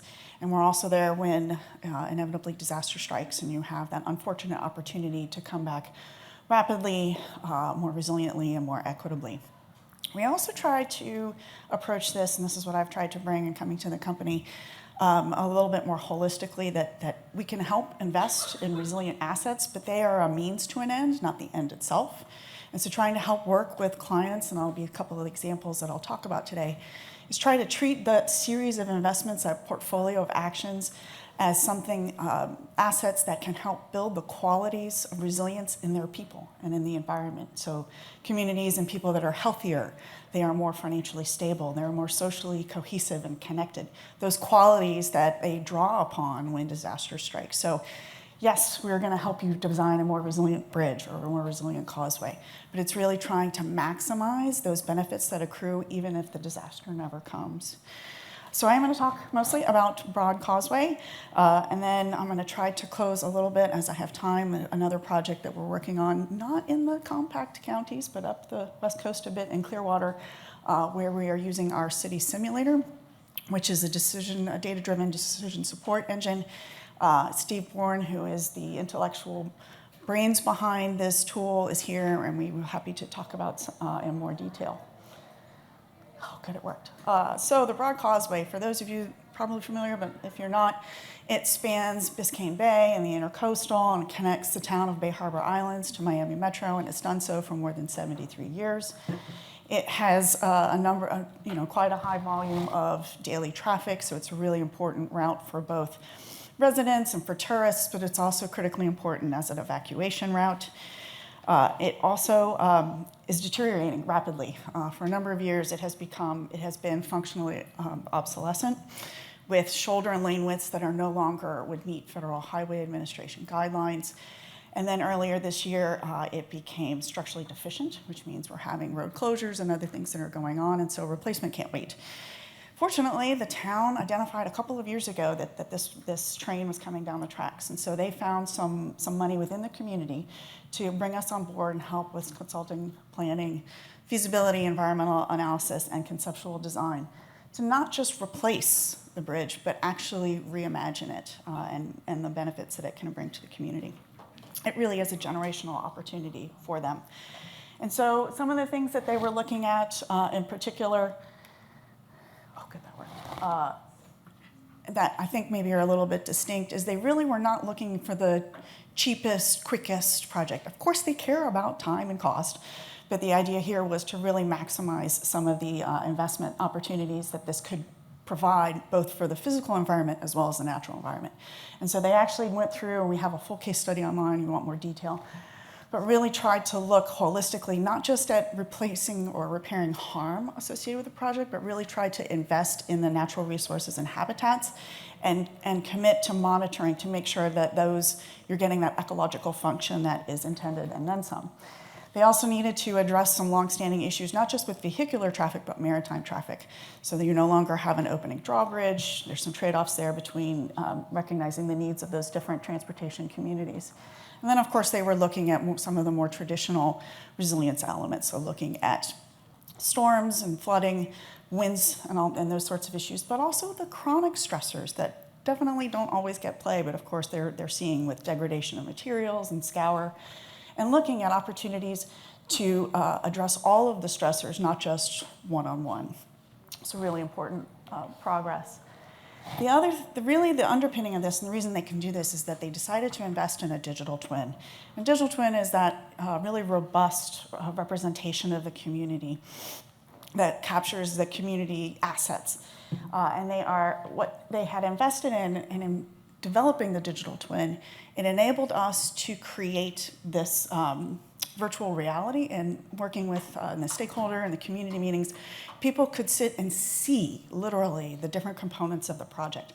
Look at how they are juxtaposed to each other, look at the view sheds, and really interact with the project alternatives in a way that you really can't with traditional renderings or even virtual fly-throughs. So this was really important investment that really helped get the stakeholders and the communities bought into some of the amenities and things that were included in the project. I meant to say, that investment, why does it keep going the wrong way? No, I'm trying to go backwards and it doesn't go backwards. You could go back to the one that says City Simulator, I appreciate it. The one thing I wanted to stress too is that we are just getting underway with a vulnerability assessment for the town. And so yes, that bridge is really important, but there's more to it. And so we're hopeful that we'll be able to engage in that project with them more holistically and may be able to use our City Simulator. And so I just wanted to touch on City Sim for a moment. I'm kind of running thin on time. I did want to point to you, we are an executive partner with the National League of Cities, and just last week we did a webinar on using digital tools. It's not yet been posted to the NLC's website, but I put the URL there real quickly. You should check it out. You can see in a little bit more detail how we have been using Digital Twin and City Simulator to help, again, communities advance on their resilience journey. Just real quick, I did want to touch briefly on Clearwater and the effort there. We were hired by the city to do a more detailed study, looking at climate impacts, looking at compound flooding, coastal, pluvial, riverine, but also other climate impacts. Heat is really an important issue for the city, particularly the workforce that is outside, and really where they were interested in finding other activities, investments that they could make to mitigate not just the flooding hazard and what they were pursuing in the Resilient Florida grant, but also how do we mitigate some of the heat impacts that we know are here and will be coming in our community. And then investment in that digital twin and in the City Simulator data is allowing them to get more mileage out of the results and incorporate it into other sustainability plans. And so that investment really is paying great dividends. And the idea here, again, is that a platform like City Simulator, and there are others too, we can be data agnostic, model agnostic, right? But this idea of trying to bring together, investing in, I know I guess I shouldn't be preaching to the data nerds, but investing in those data, leveraging other assets and resources that are out there, whether it be, this is critical facilities here in the compact region. We've heard a lot about the sea level rise scenarios and moving from the 2017 scenarios to 2022. Having a platform that can ingest whatever hazard information you need as our understanding of those hazards evolve is a really powerful product. And looking at impacts not just on physical things, but on the economy and on people. So with that, I just want to close. We're really excited to be here for the next couple of days and nerd out on resilience. And I did want to highlight Janet Luce, Steve Bourne, Doug Gaffney, and Adam Eulis, wherever you are. We are here and really interested to hear from you and learn from you all as well. Thanks.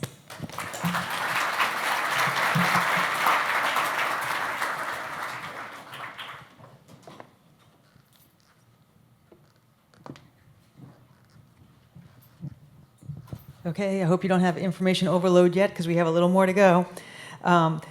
Next is Dr. Angela Scheidel. She is the Director of Coastal Programs for HDR.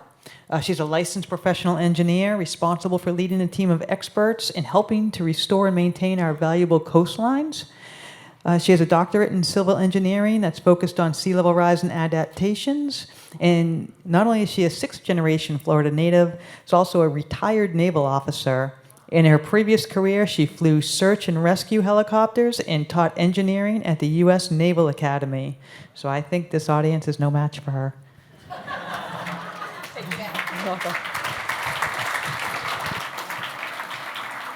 Well, thanks so much for having you, and I know that myself and the next speaker are the only ones standing between you and cocktail hour, so I will make this worth your while. So thank you for being here, but I do know it will be 5 o'clock somewhere very quickly. So I'm joined today by 5 of my colleagues from HDR Engineering. We've got our Southeast Florida team here. So afterwards, if you have more questions, please stop by our booth and talk to our great water and transportation and resilient infrastructure specialist. So what I want to talk about today is some work we recently did with the South Florida Water Management District. And you all know, when we're looking at resilience metrics, it's the typical ones that we almost always look at. It's things like, how much volume of water have we been able to convey, and what miles or square footage of acreage are we preventing from flooding? But we took a different aspect, and we worked with the district and Dr. Moran and said, how do we involve social equity? And how do we look at people, the impacts to people, the impacts to the population? So we just took data, so we're gonna nerd out a little bit on data. I'm gonna show you some data here. And we said, what's a way to look at it from the people perspective? Because we really need that to help our decision makers make decisions. So prior to us coming in, it wasn't that South Florida Water Management District wasn't looking at social equity at all. They fully were. You can see this is their 2024 plan, and you can see I have highlighted here, they already looked at the Social Vulnerability Index. They were already weighing that CEQ, EJ screen data, a couple different things there. But you can see in that they were using as a consequence of the system deficiency of looking at how they help prioritize projects. What those graphics look like, if you're not familiar with them, the Social Vulnerability Index, it's a publicly available federal data set. You can go to it. The darker blue is areas of higher vulnerability. The lighter yellow is areas of lower economic and social vulnerability. You can see there's other data sets there. The one on the bottom is what we call the CEQ Climate and EJ Screen tool. This one just says in a binary, is it a disadvantaged community, yes or no? And then just says what type of losses would there be. And you can see this one in the Miami Shores area would be highly vulnerable to flooding. So to zoom in a little bit more, SVI, once again, darker is higher. So anything above a 0.4, basically it's an index, right? So it's from 0 to 1. So anything like 40% or 0.4 or higher is what they considered in when they were weighting it. And you can see this one here is like up at a 0.84. So a very highly vulnerable area on the Miami Shores where we looked at our project. If you look at the exact same census tract, you'll see it says, yes, it's vulnerable to water and wastewater issues, housing, climate change, and also, once again, yes, it's disadvantaged. But what happens is this data gets involved in the ranking and prioritizing of how do we adapt our coastal structures for sea level rise. Because if anyone's familiar with this system that covers the 4 lowest counties, what you see is these culverts that are backed up by coastal structures. So imagine a big lock. When sea level rise, they're not high enough to prevent the sea level and the water from overtopping them. They also have trouble releasing. So you can see this S28 basin here was ranked fairly high because they looked at social equity. So we got involved in parallel with a study that was going on with the Army Corps of Engineers, the Section 216 study that's recently wrapping up. The couple acronyms there, I know there's a few. ECB is Existing Condition Baseline, and the FWOP is Future Without Project. Not my acronyms, that's what the Army Corps used for the 4 flood scenarios that we used. They did 50 different watersheds over 4 reaches. What you can't really see is there's kind of a C. Those are the 23 different coastal structures that are at risk of not being able to maintain the same level of service with future sea level rise. So we looked at those with some very specific resilience metrics. We took these from public workshops that the Corps and the district put together and said, what can we do in a very quick GIS overlay with the demographics that are there with publicly available data? So you can see the stuff we looked at. Not only did we look at income distribution, but we looked at the amount of cultural resources, septic tanks, water wells that would be subject to salinity and saltwater intrusion. And then we looked at things like actual people, loss of income, loss of business revenue, and then that limited access to hospitals. So we overlaid this on top of the demographics. And we looked at income. Income is a reason because I showed you that SVI, Social Vulnerability Index, as well as the CEQ EJ screen. And we realized in talking to our economists in-house that $1 lost, whether it's due to loss of employment or a person that can't live in their home, is worth more and has more value to someone of lower economic standing because it takes them longer to recover. So in saying, well, you could use the SVI or we could use a disadvantage, but what if we just looked at income distribution? That's what you're seeing in the top left. Essentially what we did is for the Broward watershed there were 4 reaches, Reach A, we just said, here's the median income of Florida. What happens in this area? What does it look like? And that's what you're seeing in the different graphics. It's just a way of overlaying that over the flood data. So I'm not going to show you flood data, but I am going to show you big data. So these are 50 watersheds that you're seeing in the first column from the top to the bottom, from the north to the south. And we did the loss of income for the 4 different areas, right? The existing conditions baseline, And what does it look like without that project, without elevating that coastal structure? And we looked at the employable population, the people above 65. I apologize if you're over 65 and you still work. That was just what we decided to use for that metric. And we intersected that with households that would be flooded and said, what does that look like? So you can see as the metrics go, the graphics to the right, the colors is showing more population. This is not in dollars, this is in people. This is actual people that are affected as the flood scenarios go from existing conditions to the right to worser. We also looked at septic tanks. We looked at the limited access to healthcare facilities. We looked at the miles of roadway. We looked at the number of bridges that were affected along these routes. We're trying to figure out, can people get to a hospital? Can ambulances get to them? So we were looking at arterials.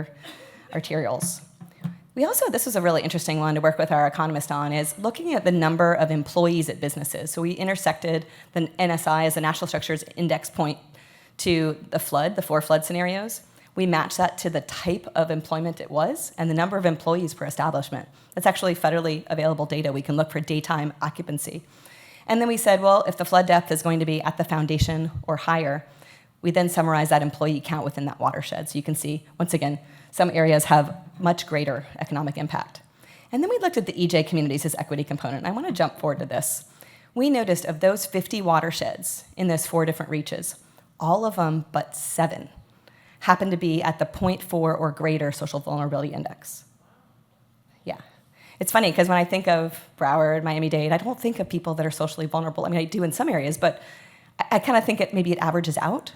But it didn't seem to average out when I look at that, because when you look at the different census tracts and you average across those watersheds, there's enough in each watershed impacted by those different coastal structures that if I prioritize one that happens to be in a higher income area, does that mean I'm trading off for one in a lower income area? And they tended to have because the watersheds were pretty wide, if you think back to the study area, it actually kind of affected the entire population. It was really an interesting way of looking at the data. So what you see in the metrics here is, once again, this is a big overview. I've got those 50 different watersheds. This is the top 25. You can see all the different metrics we looked at and how we measured them. And this is the 100-year rainfall, the 100-year coastal boundary. This is like the worst case possible scenario. We've got that 1% annual exceedance probability, storm surge that's there pushing up against that coastal structure, and then that 100-year rainfall that's now trying to get that water downstream. And you can see all the different effects, and you can look at which watersheds are most highly affected.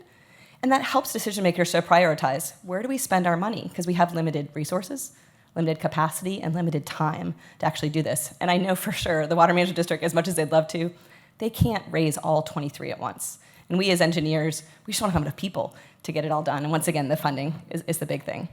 And this is what the last 25 look like. So I just want to thank our team for letting me present this, for Dr. Moran for bringing us on board to just say, can you look at this in terms of people that are affected? I think next we're going to look at dollar signs, and we're helping them with the Broward study, the Section 203 study too, to actually bring this. How do you look at social equity from an income distribution and not just a metric that is at the national level that's not looking locally? So once again, I want to say thank you to our team. I'm joined by Dan Suarez from Fort Lauderdale, Sharon Wright, our Florida Resilience lead, Emilio Corrales, who runs our transportation area, and Melissa Hernandez-Enriquez. So thank you so much for being here, and please come see us at our booth.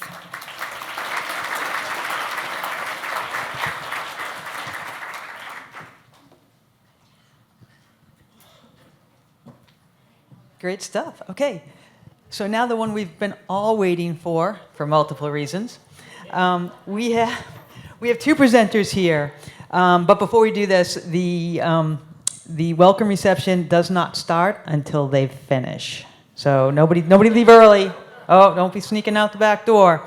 It doesn't start till they finish. Crew has strict orders not to put the food out. But anyway, we have Greg Corning, Assistant Vice President, Florida Civil Design and Team Lead for WSP.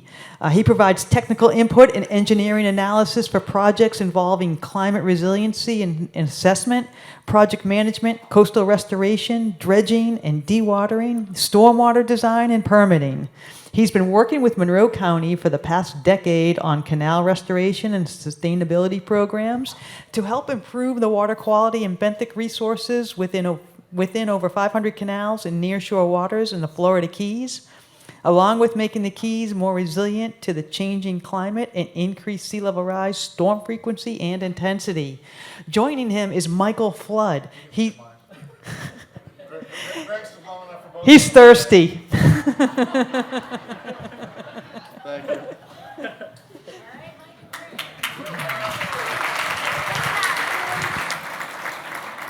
Hello, good afternoon, everybody. How's everybody doing today? Good. So I have the best name in the business. You probably haven't heard that, Mike Flood. I mean, how much better can it be, right? That's pretty good. So I also want to do a little confession today. I'm going to say that I'm a sinner, and I'm going to tell you why in a few minutes. About and I think actually I have a few friends in the room, and what I'm getting to is the case for resilience and the application of data to make that case, and where we as an industry have kind of spun off, and the direction we have to recorrect ourselves back to be pointed in the right direction for making an effective case for resilience. So let's move to the first slide, please. There's a little clicker here, Mike. Oh, Yep, that's okay. down. That's all right. In the middle? I don't know. There we go. Sure. All right, so the issue is we have this concern, right? We have a future that we're concerned about. We have property impacts. We have personal impacts. We have a lot of property values at risk, and we need to find ways to effectively plan for and mitigate those risks. That's the basic concern. And then the similar issue concerns exist around the United States. There's a series of extreme weather events that are also a concern. Are we doing a good enough job as it relates to extreme weather events? And anybody that works in civil engineering knows that we have a design criteria, 50-year event or 100-year event. And what's going to happen to that asset if that design criteria gets exceeded is an unknown, right? And that's an issue. That's an issue for resilience. We need to find better ways to connect to that and bring that back together. Now, the answer to this is basically not this slide. And I don't put this slide up there to identify any issues or concerns other than where our industry is when we talk about resilience. We talk about indicator measures. We talk about indices. We talk about these things that are almost impossible to measure and relate and tell the story about in an effective way about resilience. And these things, this is where I've sinned. Basically, I've created these things myself and tried to apply these things. And my lesson for all of you is they don't work, right? They don't work. They can't make the case. Look at the screen and tell me what the consequences are of action. Look at the screen and tell me what the benefits are of investment, right? These are things that are almost impossible to communicate through these methods. So then, where do we need to go? And that's basically the story here about this data. You can assess, you can analyze data any way you want. You can basically do anything you want to it. And I think our industry has proven that over and over again. You can manipulate it many ways, but you're not making a very effective case. Well, while the rest of us are kind of spinning our wheels around this question, a lot of data is actually beneficial data is being generated. The way to tell the story has been created for us, and we haven't really pivoted to that position. So what I'm going to do is I'm going to turn this glory position over to my friend Greg, and he's going to kind of walk through a data story that tells a much more effective resilience story and helps make better case for investments. Wow. Thanks, Mike. You really made the room nice and comfortable. Thank you for that. So I'm going to be very quick because I think everybody who's already talked to you for the past, 4 hours has said the things that I'm about to say on these slides with a little bit of a flair. So obviously we don't have mountains in the Florida, but we love to make these graphics here at WSP. So the first thing that we obviously have to do, as Mike said, is put together, asset management. We have to look at all of those critical assets. That's something that we're doing today, and I think we're doing a good job of it. The other thing that Mike had mentioned is we have to start making those risk inventories. We have to really understand the level of risk within each of those assets and how they may vary at different design levels within the grand scheme of things in regards to climate change. And so when we look at those climate change parameters, again, we've touched on these and they've been talked about for the past 4 hours, again, so I'm just reiterating a lot of this information. But there's a lot of good data out there, but you have to be able to put it in a database that can be user-friendly to understand those extreme values and the potential impacts associated with each of those critical assets. We show here some of those federal related assets that you look at, but there's also local ones that are more relevant to the Southeast Florida, like South Florida Water Management District that was already touched on. They're doing a lot of information and gathering right now and working with the USGS and updating their intensity, duration, frequency maps, which is going to be helpful when we start looking at those level of services. And this is kind of another overlay, and I know it's getting boring, right? You're seeing the same thing over and over again, but we're trying to go quick so we can get you to the drinking, which is the important part. What we do at WSP is we also do a lot of floodplain modeling, 2D. We use the ICPR4 and know Streamline Technologies now. We're also working with FEMA on this flood risk data, and Mike can tell you more about that because I don't know about it. But and then the NOAA Atlas 15 data set is just about rainfall data sets that are out there that are available. Again, overlaying all this information to make it more user-friendly so that our clients have a better informed decision as they move forward in assessing each of these critical assets. And I know Mike's going to talk about this later, and you can ask him when he's drinking about the fragility curves. So I loved when they brought those up. We make up a lot of fancy words at WSP, but the other thing is about the stressor damage functions and looking at the catastrophic modeling. So this is really important when you're looking at assets such as like your sewer and your freshwater wells or anything like that. When you're starting to get levels of impacts at different varying storm events and in potential flooding events like climate change when it comes to sea level rise or king tides situations, you have to start looking at how that's going to impact each of those individual assets. And then we also, again, it's already been touched on 14 times in different slides, but how does those system impact measurements play into the ecosystem? Making sure that when we look at these assets within these communities, we have to make them a livable solution. And so we sometimes can't necessarily rebuild in the same spot that they're in right now. So we have to look at where we're going to mitigate for some of those potential impacts. And then how does that all play into the social and economic impacts associated with people coming to your communities for tourism and other things. So that leads us to looking at that life cycle analyses. We look at present value analyses for each of those assets, and then we overlay that with the benefit cost analyses because obviously we want to get funding and move forward with these projects. So that's a quick overlay of that information. And, this is the last slide that we'll have here just about, why now, why us? The company wrote I think a check of $20,000, so I might as well talk about it a little bit. The financial constraints, obviously, with implementing these projects, we've talked about that with the limited funds that we have. But I think the biggest thing that I've heard a lot about, which is kind of innovative, is the technology and how it's changing.